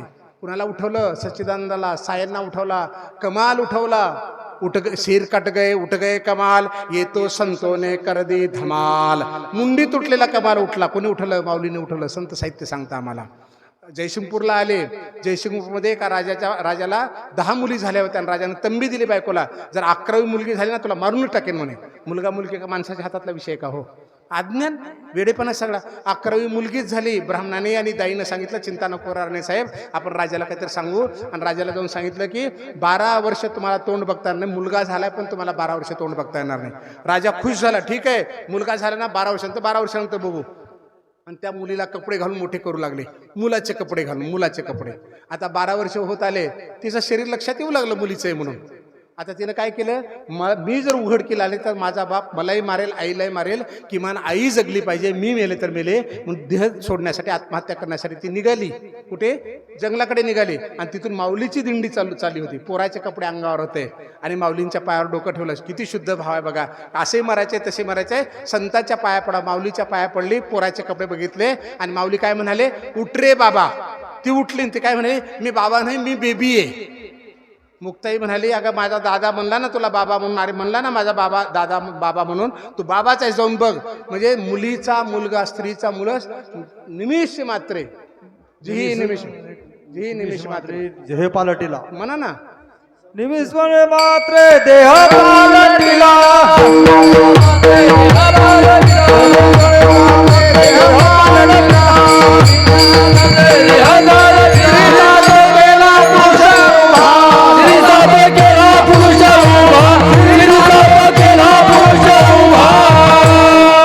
काय सत्ता आहे? जिही निमेष मात्रे देह पालटिला, स्त्रीचा तो केला पुरुष. म्हणजे डोळ्याची पापणी, निमिष म्हणजे डोळ्याची पापणी लावून उघडेपर्यंत स्त्रीचा पुरुष केला. ही सत्ता आहे माऊलींची. भात शिजला का बघण्यासाठी अशा मुठीच्या मुठी दाबून बघावं लागत नाही. 4-2 शितावून कळतो भात शिजला का. म्हणजे माऊलींची सत्ता पाहिली. मुडदे उठवले, भिंत चालवली, रेड्याच्या मुखातून वेद बोलवला. बघा बरं का, निवृत्तीनाथ महादेवांचा किती मोठा अधिकार आहे. कोण आहेत निवृत्तीनाथ माऊलीचे बंधू? सदाशिवाचा अवतार स्वामी निवृत्तीदाता. महादेव आहेत, महादेव. आज त्यांची आपण शिवरात्र पाहतो ना, ते महादेव निवृत्तीनाथ आहेत. महादेवाकडे सगळी ताकद होती, पण महादेवानं कुठलंही मोठेपण स्वतःकडे घेतलं नाही. आपल्या भावाला मोठं केलं. भिंत चालू शिकले असते महादेव, पण काय म्हणाले, ज्ञाना चालव भिंत. रेड्याला बोलू शकले असते महादेव निवृत्तीनाथ, पण काय म्हणाले, ज्ञाना बोलव रेडा, पाठीवर मांडे भाज ज्ञाना, मुडदे उठव ज्ञाना. लक्षात आलं का? आपल्या भावाला मोठं केलं. ही महादेवांचं मोठेपण आहे. आपल्या भावाला मोठे केलं. माझी विनंती आहे, महाशिवरात्रीनिमित्त एवढं तर करा की महादेव जर आपल्या भावाला मोठं करू शकतात, तर आम्ही सुद्धा आमच्या भावाला मोठं करावं. मारामाऱ्या करणं, बांधव तोडणं, भांडणं करणं, हा प्रकार तर किमान आजच्या शिवरात्रीपासून सोडून द्या. आणि हा ज्ञाना जो महाविष्णू आहे ना, हे काय म्हणतात, म्हणे निवृत्ती दासू, मी तुमचा दास आहे म्हणाले मोठ्या भावाला. आणि जर आम्ही मोठ्या भावाचा दास म्हटलो ना, जर मोठ्या भावाचे शब्द ऐकलो ना, तर संसारातले 50% भांडणं मिटतील. 50% विहिरीच्या हिश्श्याचे, बांधाचे, शेताचे, रस्त्याच्या वाटाचे, शेताच्या 50%पेक्षा जास्त भांडणं सख्या बहीण भावाचे आहेत. मी प्रशासनात 30-32 वर्ष पाहिले. सख्या बहीण भावाचे पहिले भांडण तलाठ्याकडे, मंडळाधिकारी, नायब तहसीलदार, deputy collector, additional collector, additional commissioner, high court, supreme court, 15-20 वर्ष सख्या बहीण भावाचे. आणि एवढे सप्ते करायचे, कीर्तन करायचं, ज्ञानबा तुकाराम, निवृत्ती ज्ञानदेव, ज्ञानेश्वर महाराज की जय. अरे तुला कुठं कळे निवृत्तीनाथ बरं आहे, बघ ना तिकडे येऊन. तुम्ही सत्ताधारी आहात ना, मग सत्तेचा दुरुपयोग करू नका ना. तुम्ही सत्ताधारे प्रपंच करावा बाहेरे, विठाला विठाला.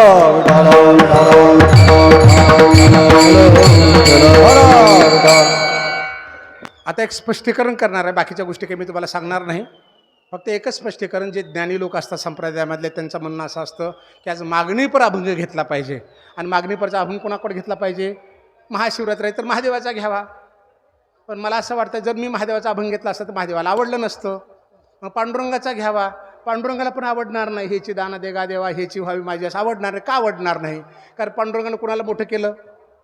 यात्रे अलंकापुरा येते ते आवडते विठ्ठला, पांडुरंगे प्रसन्नपणे देणे दिधले या ज्ञाना. अरे ज्ञाना तूच मोठा. मग आता त्यांचं कौतुक करावं का पांडुरंगाचं करावं, सांगा बरं. उत्तर नाही तुमच्याकडे. आता छोटंसं उत्तर बघू आपण. आता हे आमचे माऊली, काय नाव त्यांचं, खूप सुंदर गायन करतात, बरोबर आहे. पण मी असं म्हटलं, माऊली तुम्ही छान गाता, पण यांचं गायन तुमच्यापेक्षा जास्त चांगलं आहे बाजूच्याचं. काय वाटेल महाराजांना? वाईट वाटेल, बरोबर ना, वाईट वाटेल. पण मी असं म्हटलं, आता हे त्यांचा मुलगा आहे, असं घरी छोटा इकडे बाजूला उभा असता. मी म्हटलं, महाराज तुम्ही छान गाता, पण खरं सांगू का, तुमचं पोरगं तुमच्यापेक्षा चांगलं गायन करतं.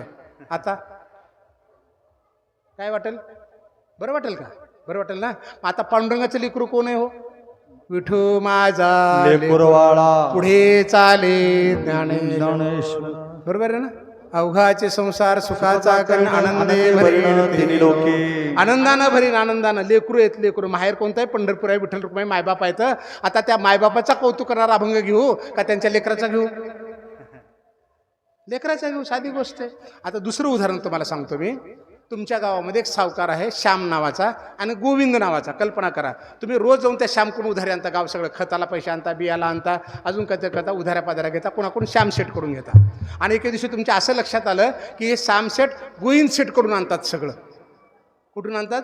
तुमच्याच गावातल्या गोविंद सेट करून. तर मला सांगा, तुम्ही जर खरे शहाणे असाल, आता श्याम सेट करून घ्यावं का गोविंद सेट करून घ्यावं? आपण साधी गोष्ट आहे, गोविंद शेटकडून घ्यावं. श्याम शेटच गोविंद शेटकडे जात, आम्ही कशाला श्याम शेटकडे जायचं? आता मागणी आम्ही पांडुरंगाकडे करतो, आणि मागणी पांडुरंगच समजा ज्ञानोबाऱ्याकडे मागणी करत असतील तर. परियेसी ज्ञान राजा बोले जगजीवन, तू तव सर्वज्ञ सुखमूर्ती. मागणी एक आहे तुझ प्रती, आठवण चित्ते असो द्यावी. नामदेव महाराजाचा अभंग आहे. मागणी केली पांडुरंगाने ज्ञानोबाऱ्याकडं, मागणी एक आहे तुझ प्रती, आठवण चित्ते असो द्यावे. अरे माझी मागणी ज्ञाना तुझ्याकडे काय? हे पोसणे माझे आवडते, क्षण जीवा पडते करीन कदा. हा नाम आहे ना, तुझ्या स्वाधीन केले ना, जीवाच्या पलीकडे घालू नको बरं ना. त्याला सांभाळ बरं का, सांभाळ. माझी मागणी पूर्ण कर बरं का. पांडुरंगाने मागणी केली, म्हणजे श्याम शेटने गोविंद शेटकर मागणी केली. पांडुरंगाने ज्ञानोबाऱ्याकडे मागणी केल्यानंतर आम्ही जर वारकरी खरे शहाणे असतो, आम्ही पांडुरंगाकडे कशाला मागणी करायची? आम्ही बेशक मागणी कोणाकडे करू? ज्ञानोबाऱ्याकडे मागणी करू. म्हणून मागणीचा अभंग आपण ज्ञानोबाऱ्यांचा घेतला. माझी ऐकावी विनंती. लक्षात आलं का? मला वाटतं पटला असेल तुम्हाला, म्हणून हा अभंग घेतला. म्हणून आजचा अभंग मागणीचा इकडं काय गेला अशी शंका करण्याचं काही कारण नाही. तुम्ही सत्ताधारी प्रपंच करावा बाहेरे, विठाला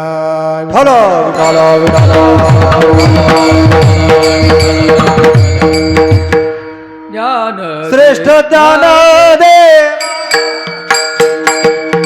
श्रेष्ठ ज्ञान देवा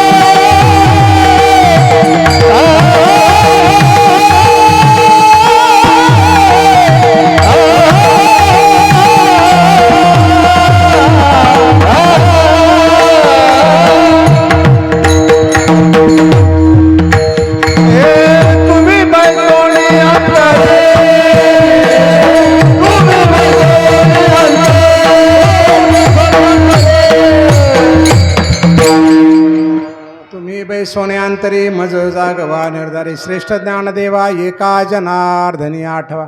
पहिल्या चरणात पण श्रेष्ठ आलं होतं बघा, माझी ऐका विनंती ज्ञानदेवा श्रेष्ठ मूर्ती. आता पुन्हा श्रेष्ठ आलं. या दोन्हीमध्ये फरक आहे. परीक्षेमध्ये लेकरांना प्रश्न पडतो, पहिला प्रश्न असतो आणि 5वा 6वा प्रश्न जवळपास सारखा दिसतो.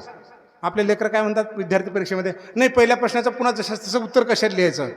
अरे बाबा बदलून का होणार लिही, नाही तर पहिल्या प्रश्नासारखा 7वा प्रश्न दिसतो सोडून दिलास ना तर 80% मार्क पडतील, 100% पडणार नाहीत. कारण तो प्रश्न वेगळा, हा प्रश्न वेगळा, जरी सारखा दिसत असला तरी वेगळा आहे.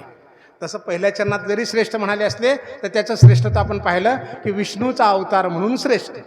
आता पुन्हा शेवटच्या चरणामध्ये आलं श्रेष्ठ ज्ञानदेवा, म्हणजे याचा अर्थ विष्णूच्या अवतारापेक्षा काहीतरी वेगळंच कार्य ज्ञानोबाऱ्यांनी केलं म्हणून नाथ महाराज पुन्हा श्रेष्ठ म्हणाले. श्रेष्ठ ज्ञानदेवा एका जनार्दनी आठवा. मला तुमची आठवण द्या आणि तुम्ही माझी आठवण काढा. तुम्ही श्रेष्ठ आहात. का बरं श्रेष्ठ आहात? कारण तुम्ही 700 श्लोकाची ज्ञानेश्वरी 9,033 ओव्याच्या माध्यमातून आमच्यापर्यंत पोहोचवली. तुमचा जन्म होईपर्यंत, तुमचं कार्य सुरू होईपर्यंत त्याच्या अगोदर कित्येक लोक जन्मालेले असतील, कित्येक संत झाले असतील, कित्येक भक्त झाले असतील, पण आम्हाला कोणीच माहिती नाही. का माहिती नाही? कारण कोणी काही लिहूनच ठेवलं नाही. माऊलीच्या अगोदरचं काय साहित्य गीतेवरचं वगैरे आहे का आपल्याकडं? काही लिहूनच ठेवलं नाही ना. जर लिहून ठेवलं असतं आम्हाला कळलं असतं. पण तुम्ही लिहायला सुरुवात केली. एक ज्ञानदेवे रचिला पाया उभारिले देवालया. तुमच्यापासून पाया उभारला गेलाय, तुम्ही लिखाण केलं म्हणून आम्हाला कळलं. आणि काय प्रथा कशी होती? एकाने एकाला आदिनाथ गुरु सकळ शिष्य, एकाने एकाला सांगायची प्रथा होती. तुम्ही ती मोडली आणि काय म्हणाले? आपल्या गुरुला मागणी केली की मला ह्या सगळ्या लोकांना वाटू दे, एकाला सांगून कसं जमणार आहे? एकाच घरात ज्ञान चाललं, मुठभर लोकांकडे झालं, हे जग सगळं मागं पडलं ना. आणि जेव्हा तुम्ही परवानगी दिली तेव्हा काय म्हणाले, जो जे वांछेल तो ते, सगळ्याला वाटायची परवानगी दिली, म्हणून तुम्ही श्रेष्ठ आहात, म्हणून तुम्ही श्रेष्ठ आहात. एकाला एका द्यायची प्रथा मोडली, आनंदानं राहू शकले असते. पण तुम्ही जगाला वाटलं म्हणून. कुणाकुणाला वाटलं तुम्ही? तुमच्या मायबापाला देहांत प्रायश्चित देणाऱ्याला सुद्धा, तुमच्या झोळ्या फाडणाऱ्याला सुद्धा, तुम्हाला मारहाण करणाऱ्याला सुद्धा, तुमची झोपडी जाणाऱ्याला सुद्धा, सगळ्यांनी ज्यांनी ज्यांनी त्रास दिला त्यांना सुद्धा तुम्ही काय म्हणाले, जो जे वांछित. आपल्याकडे किरकिरी थोडी झाली ना, मेलं तर तोंड बघणार नाही, आयुष्यभर जवळ येऊ देणार नाही, मातीला येऊ देणार नाही, असले शब्द असतात आपल्याकडे.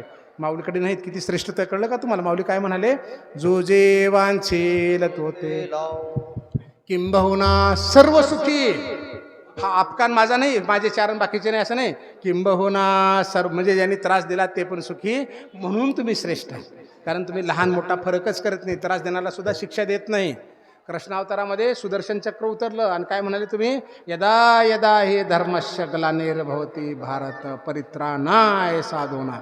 आणि कुणाचा विशेष करायला, दुष्ट लोकांचा संहार करायला अवतार घेतला.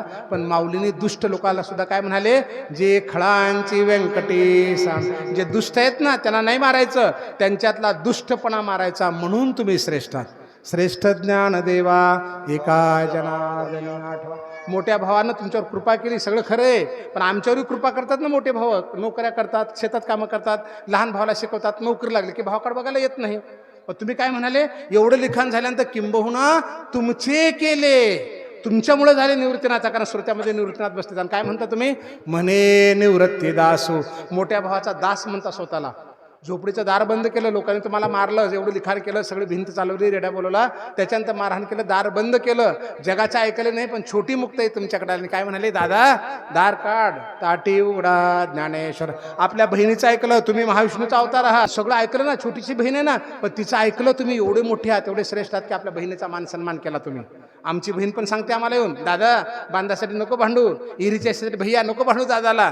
दोन्ही भावाला सांगते. आम्ही काय उत्तर देतो, हे नको शानपण शिकू, लग्न करून दिले ना, तुझ्या नवऱ्याला सांग, तिकडे जाऊन सांग, आम्हाला नको सांग, आमच्या संसारात लुडबुड करू नको. का बरं, ही मुक्ताई नाही का?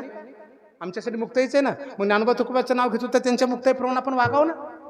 आम्ही वागत नाही म्हणून आम्ही श्रेष्ठ होत नाही. पण तुम्ही श्रेष्ठ आहात. श्रेष्ठ ज्ञानदेवा एका जनार्दनी आठवा. केवळ लिखाण केलं म्हणून नव्हे, विष्णूचा अवतार म्हणून नव्हे, कारण स्वतःचं जीवन पूर्ण श्रेष्ठत्वात घातलं आणि म्हणून तुम्ही श्रेष्ठ आहात. म्हणून सगळे संत म्हणतात बाकीचे की तुम्ही श्रेष्ठ आहात म्हणून तुमचं साहित्य श्रेष्ठ आहेत. नामा म्हणे ग्रंथ श्रेष्ठ ज्ञानदेवी एकतरी ओवी अनुभव. चोखा म्हणे श्रेष्ठ ज्ञानदेवी ग्रंथ वाचिता सनाथ जीव होती. कारण हे श्रेष्ठत्व ज्ञानोबाने निर्माण केलं. श्रेष्ठ ज्ञानदेवा एका जनार्दनी आठवण. कशी आठवण आली पाहिजे? एवढी पक्की आली पाहिजे की मर्यादेच्या पलीकडे पक्की आली पाहिजे. त्याचे उदाहरण सांगतो मी तुम्हाला. म्हणजे तुकाराम महाराजसारखं बेशक म्हणता आलं पाहिजे, नलगे मुक्ती धनसंपदा. आता फक्त तूच पाहिजेस. मज नलगे तुझे काय, तुझे पाय चित्त असू दे राई. काय कर, तुझ्या पायावर चित्त असू दे, मला दुसरं काही लागत नाही. अशी आठवण आली पाहिजे भगवंताची, अशी आठवण आली पाहिजे. एक उदाहरण सांगतो. मी हिंगोलीला डेप्युटी कलेक्टर होतो बऱ्याच वर्षाखाली, नवीन. तिथे एक यात्रा भरते, मोठी यात्रा भरते. आणि त्या यात्रेमध्ये एक मुलगी हरवली, 3-4 वर्षाची मुलगी हरवली. बापासोबत आली होती. काय तर खेळणी घ्यायच्या, खायला घ्यायच्या. लेकरं येतात ना यात्रेमध्ये, मला फलानं पाहिजे, मीच येणार आहे. बापाने सोबत आणलं. तिने बऱ्याच खेळण्या वगैरे घेतल्या होत्या. आणि त्या गर्दीमध्ये बाप हरवला. आणि त्या हातातल्या खेळण्या फिळण्या टाकून रडू लागले नाही. बाबा बाबा बाबा, दुसरं काहीच नाही, बाबा बाबा. आता पोलीस डिपार्टमेंटचे लोक, महसूल डिपार्टमेंटचे लोक, कर्मचारी वगैरे गेले, समजवू लागले, बाला तुला खायला घे, फलानं घे. मलाही कळलं. मी पण तिथे गेलो. मी म्हणलं ह्याला काय तर खेळणी घेऊन द्या ना. अहो सर बघा ना, मला एवढ्या खेळणी दिल्या, सगळ्या फेकून दिल्या त्या पोरीनं. मग लाडू द्या, खायला द्या. हो काय सगळे फेकून दिले ना म्हणे तिनं. हे बघा ना म्हणे, काय पाहिजे तिला? बाबा बाबा, बाकी काही नको. खेळणीसाठी आली, लाडू खायचे पदार्थ घेण्यासाठी यात्रेत आली. आता तिला लाडू नको, खायचे पदार्थ नको, खेळणी नको. काय पाहिजे? फक्त बाबा पाहिजे, फक्त बाबा पाहिजे. तसं अंतःकरणातून फक्त बाबाच मागायचा. कोण आहेत हे? मायबाप आहेत आपले, मायबाप. साधकाचा मायबाप दर्शने हरिताप. मग या बापाची आठवण करायची, या ज्ञानोबाची आठवण करायची, अंतःकरणातून करायची. एवढी आठवण करायची की तुझ्या खेळण्या नको, संसारातलं काही नको, काही लागत नाही माऊली. आणि मरणी जया जे आठवे, तो तेची गती ते पावे, म्हणून सदा स्मरावे मातेची. अंतःकरणातून आठवण करायची, अंतःकरणातून आठवण. तुम्हाला गायना चांगाय ना, मस्त आपल्या घरात गेल्यानंतर म्हणतच राहायचं. तुम्हाला कीर्तनाच्या आहे ना बोलत राहायचं, भजनाचं आहे ना बोलत राहायचं. आणि काहीच नसेल तर माऊलीने प्रमाण दिल्याप्रमाणे काय बसता उठता खाता पिता दळता काढता हरी बोला हरी बोला. अंतकरणात काकू नमस्कार, दादा बरोबर, बरे आहात का, चांगले आहात का, नुसतं गोड बोलत राहायचं, छान बोलत राहायचं. वादविवाद करा, वडाताण करा, तानातानी करा, अजिबात करायचं नाही. कारण याच्यामध्ये भगवंताच्या आठवणीतला एकरूपता नष्ट होऊन जाते, नष्ट होऊन जाते. आणि या संसारिक माणसाला एकरूपता करता येते बरं का, याच माणसाला करते. शेवटच्या उदाहरणावर बोलून आपण थांबू. दिंडीला गेले तुम्ही पायी यात्रेला, किती लोक गेले होते जरा हात वर करा फक्त. दिंडीमध्ये गेले, अच्छा भरपूर लोक जाऊन आले, ठीक आहे. तुम्ही किती दिवस गेले दिंडीमध्ये माऊली? 15 दिवस गेले, बरोबर आहे. म्हणजे आठवण कशी येते भगवंताची, जर आमचा भाव शुद्ध झाला तर बघा. एका जनार्दनी आठवा. 15 दिवस दिंडीमध्ये गेले तुम्ही, 15 दिवसांतर तुमच्या घरला परत आले तुम्ही. आता 15 दिवशी घरला, 16व्या दिवशी घरी आले. मला खरं सांगा, 16व्या आणि 17व्या दिवशी तुम्ही तुमच्या घरात झोपले होते? खरोखरच घरात झोपले होते का झोपीमध्ये दिंडीतच होते? हां, 100% दिंडीमतच होते, घरात झोपले नव्हते तुम्ही. 2 दिवस दिंडीतच झोपले. ज्ञानबा तुकाराम, माऊली उठली का, माऊली चले का, दिंडीचा आवाज कानात घुमत होते आमच्या. त्या 15 दिवसामध्ये आम्हाला एवढं परफेक्ट कळलं की एवढं एकरूप झालो. कारण दिंडीमध्ये काय, माऊली उठली का, माऊली जिरं, माऊली पुढे चाला ना, माऊली घ्या ना, माऊली स्नान झालं का, याच्याशिवाय दुसरी भाषाच नव्हती. 15 दिवसामध्ये पडिले वळण इंद्रिया सकळा. म्हणून घरी आल्यानंतर 16व्या 17व्या 18व्या दिवशी आम्ही दिंडीत होतो. हळूहळू विसर पडला. आता मला म्हणायचं की 15 वर्षापासून सप्ते चालू आहेत, 30 वर्षापासून सप्ते चालू आहेत. मग का स्वप्नात दिंडी नाही आमच्या? का ज्ञानोबा येत नाहीत, का तुकोबा येत नाहीत? कारण संसारात अडकलो, करायचं पण कारण आठवण अंतकरणातून नाहीतच ना. एका जनार्दनी आठवा. एवढ्या अंतकरणातून करा. संसाराची चिंता करायची कारण आहे, कर्म करायचं, आनंदाने राहायचं, फलाची अपेक्षा करायचं नाही. एरवी तरी माझी या भक्त आणि संसाराची चिंता, समर्थाची कांता, काय कोरांना मागे. भक्ती दाखवण्याचा भाग नाही, अंतकरणातून करा, अंतकरणातून त्याची आठवण करा. आणि 100% तो वाट पाहतोय, वाट पाहे उभा भेटी. 100% आम्ही हातच पुढे काढत नाही, लेकरूच होत नाही. म्हणून ह्या अडचणी येतात आणि ह्या अडचणी दूर करण्याची जबाबदारी आमची प्रत्येकाची स्वतःची आहे. रखुमाये रखुमाये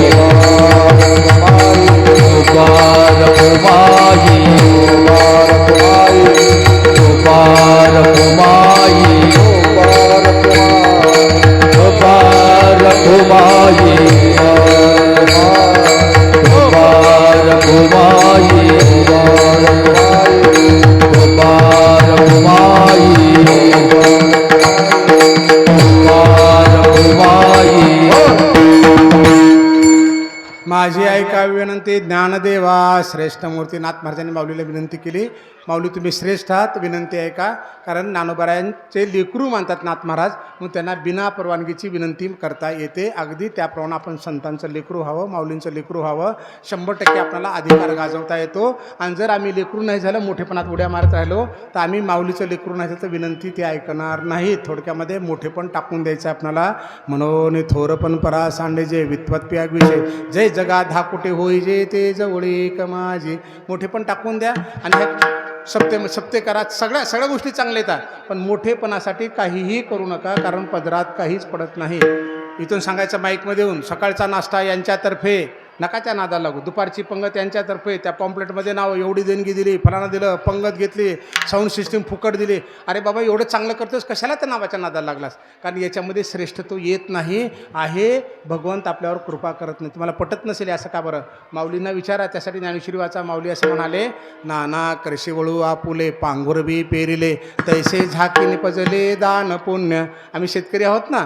नाना करशी वळू आपुले पांघुरबी पेरिले. शेतामध्ये पेरतो आपण आणि बी उघडं पडलं, आपण काय करतो? त्याला पांघरून घालतो. आणि जर उघडं राहिलं तर काय होतं?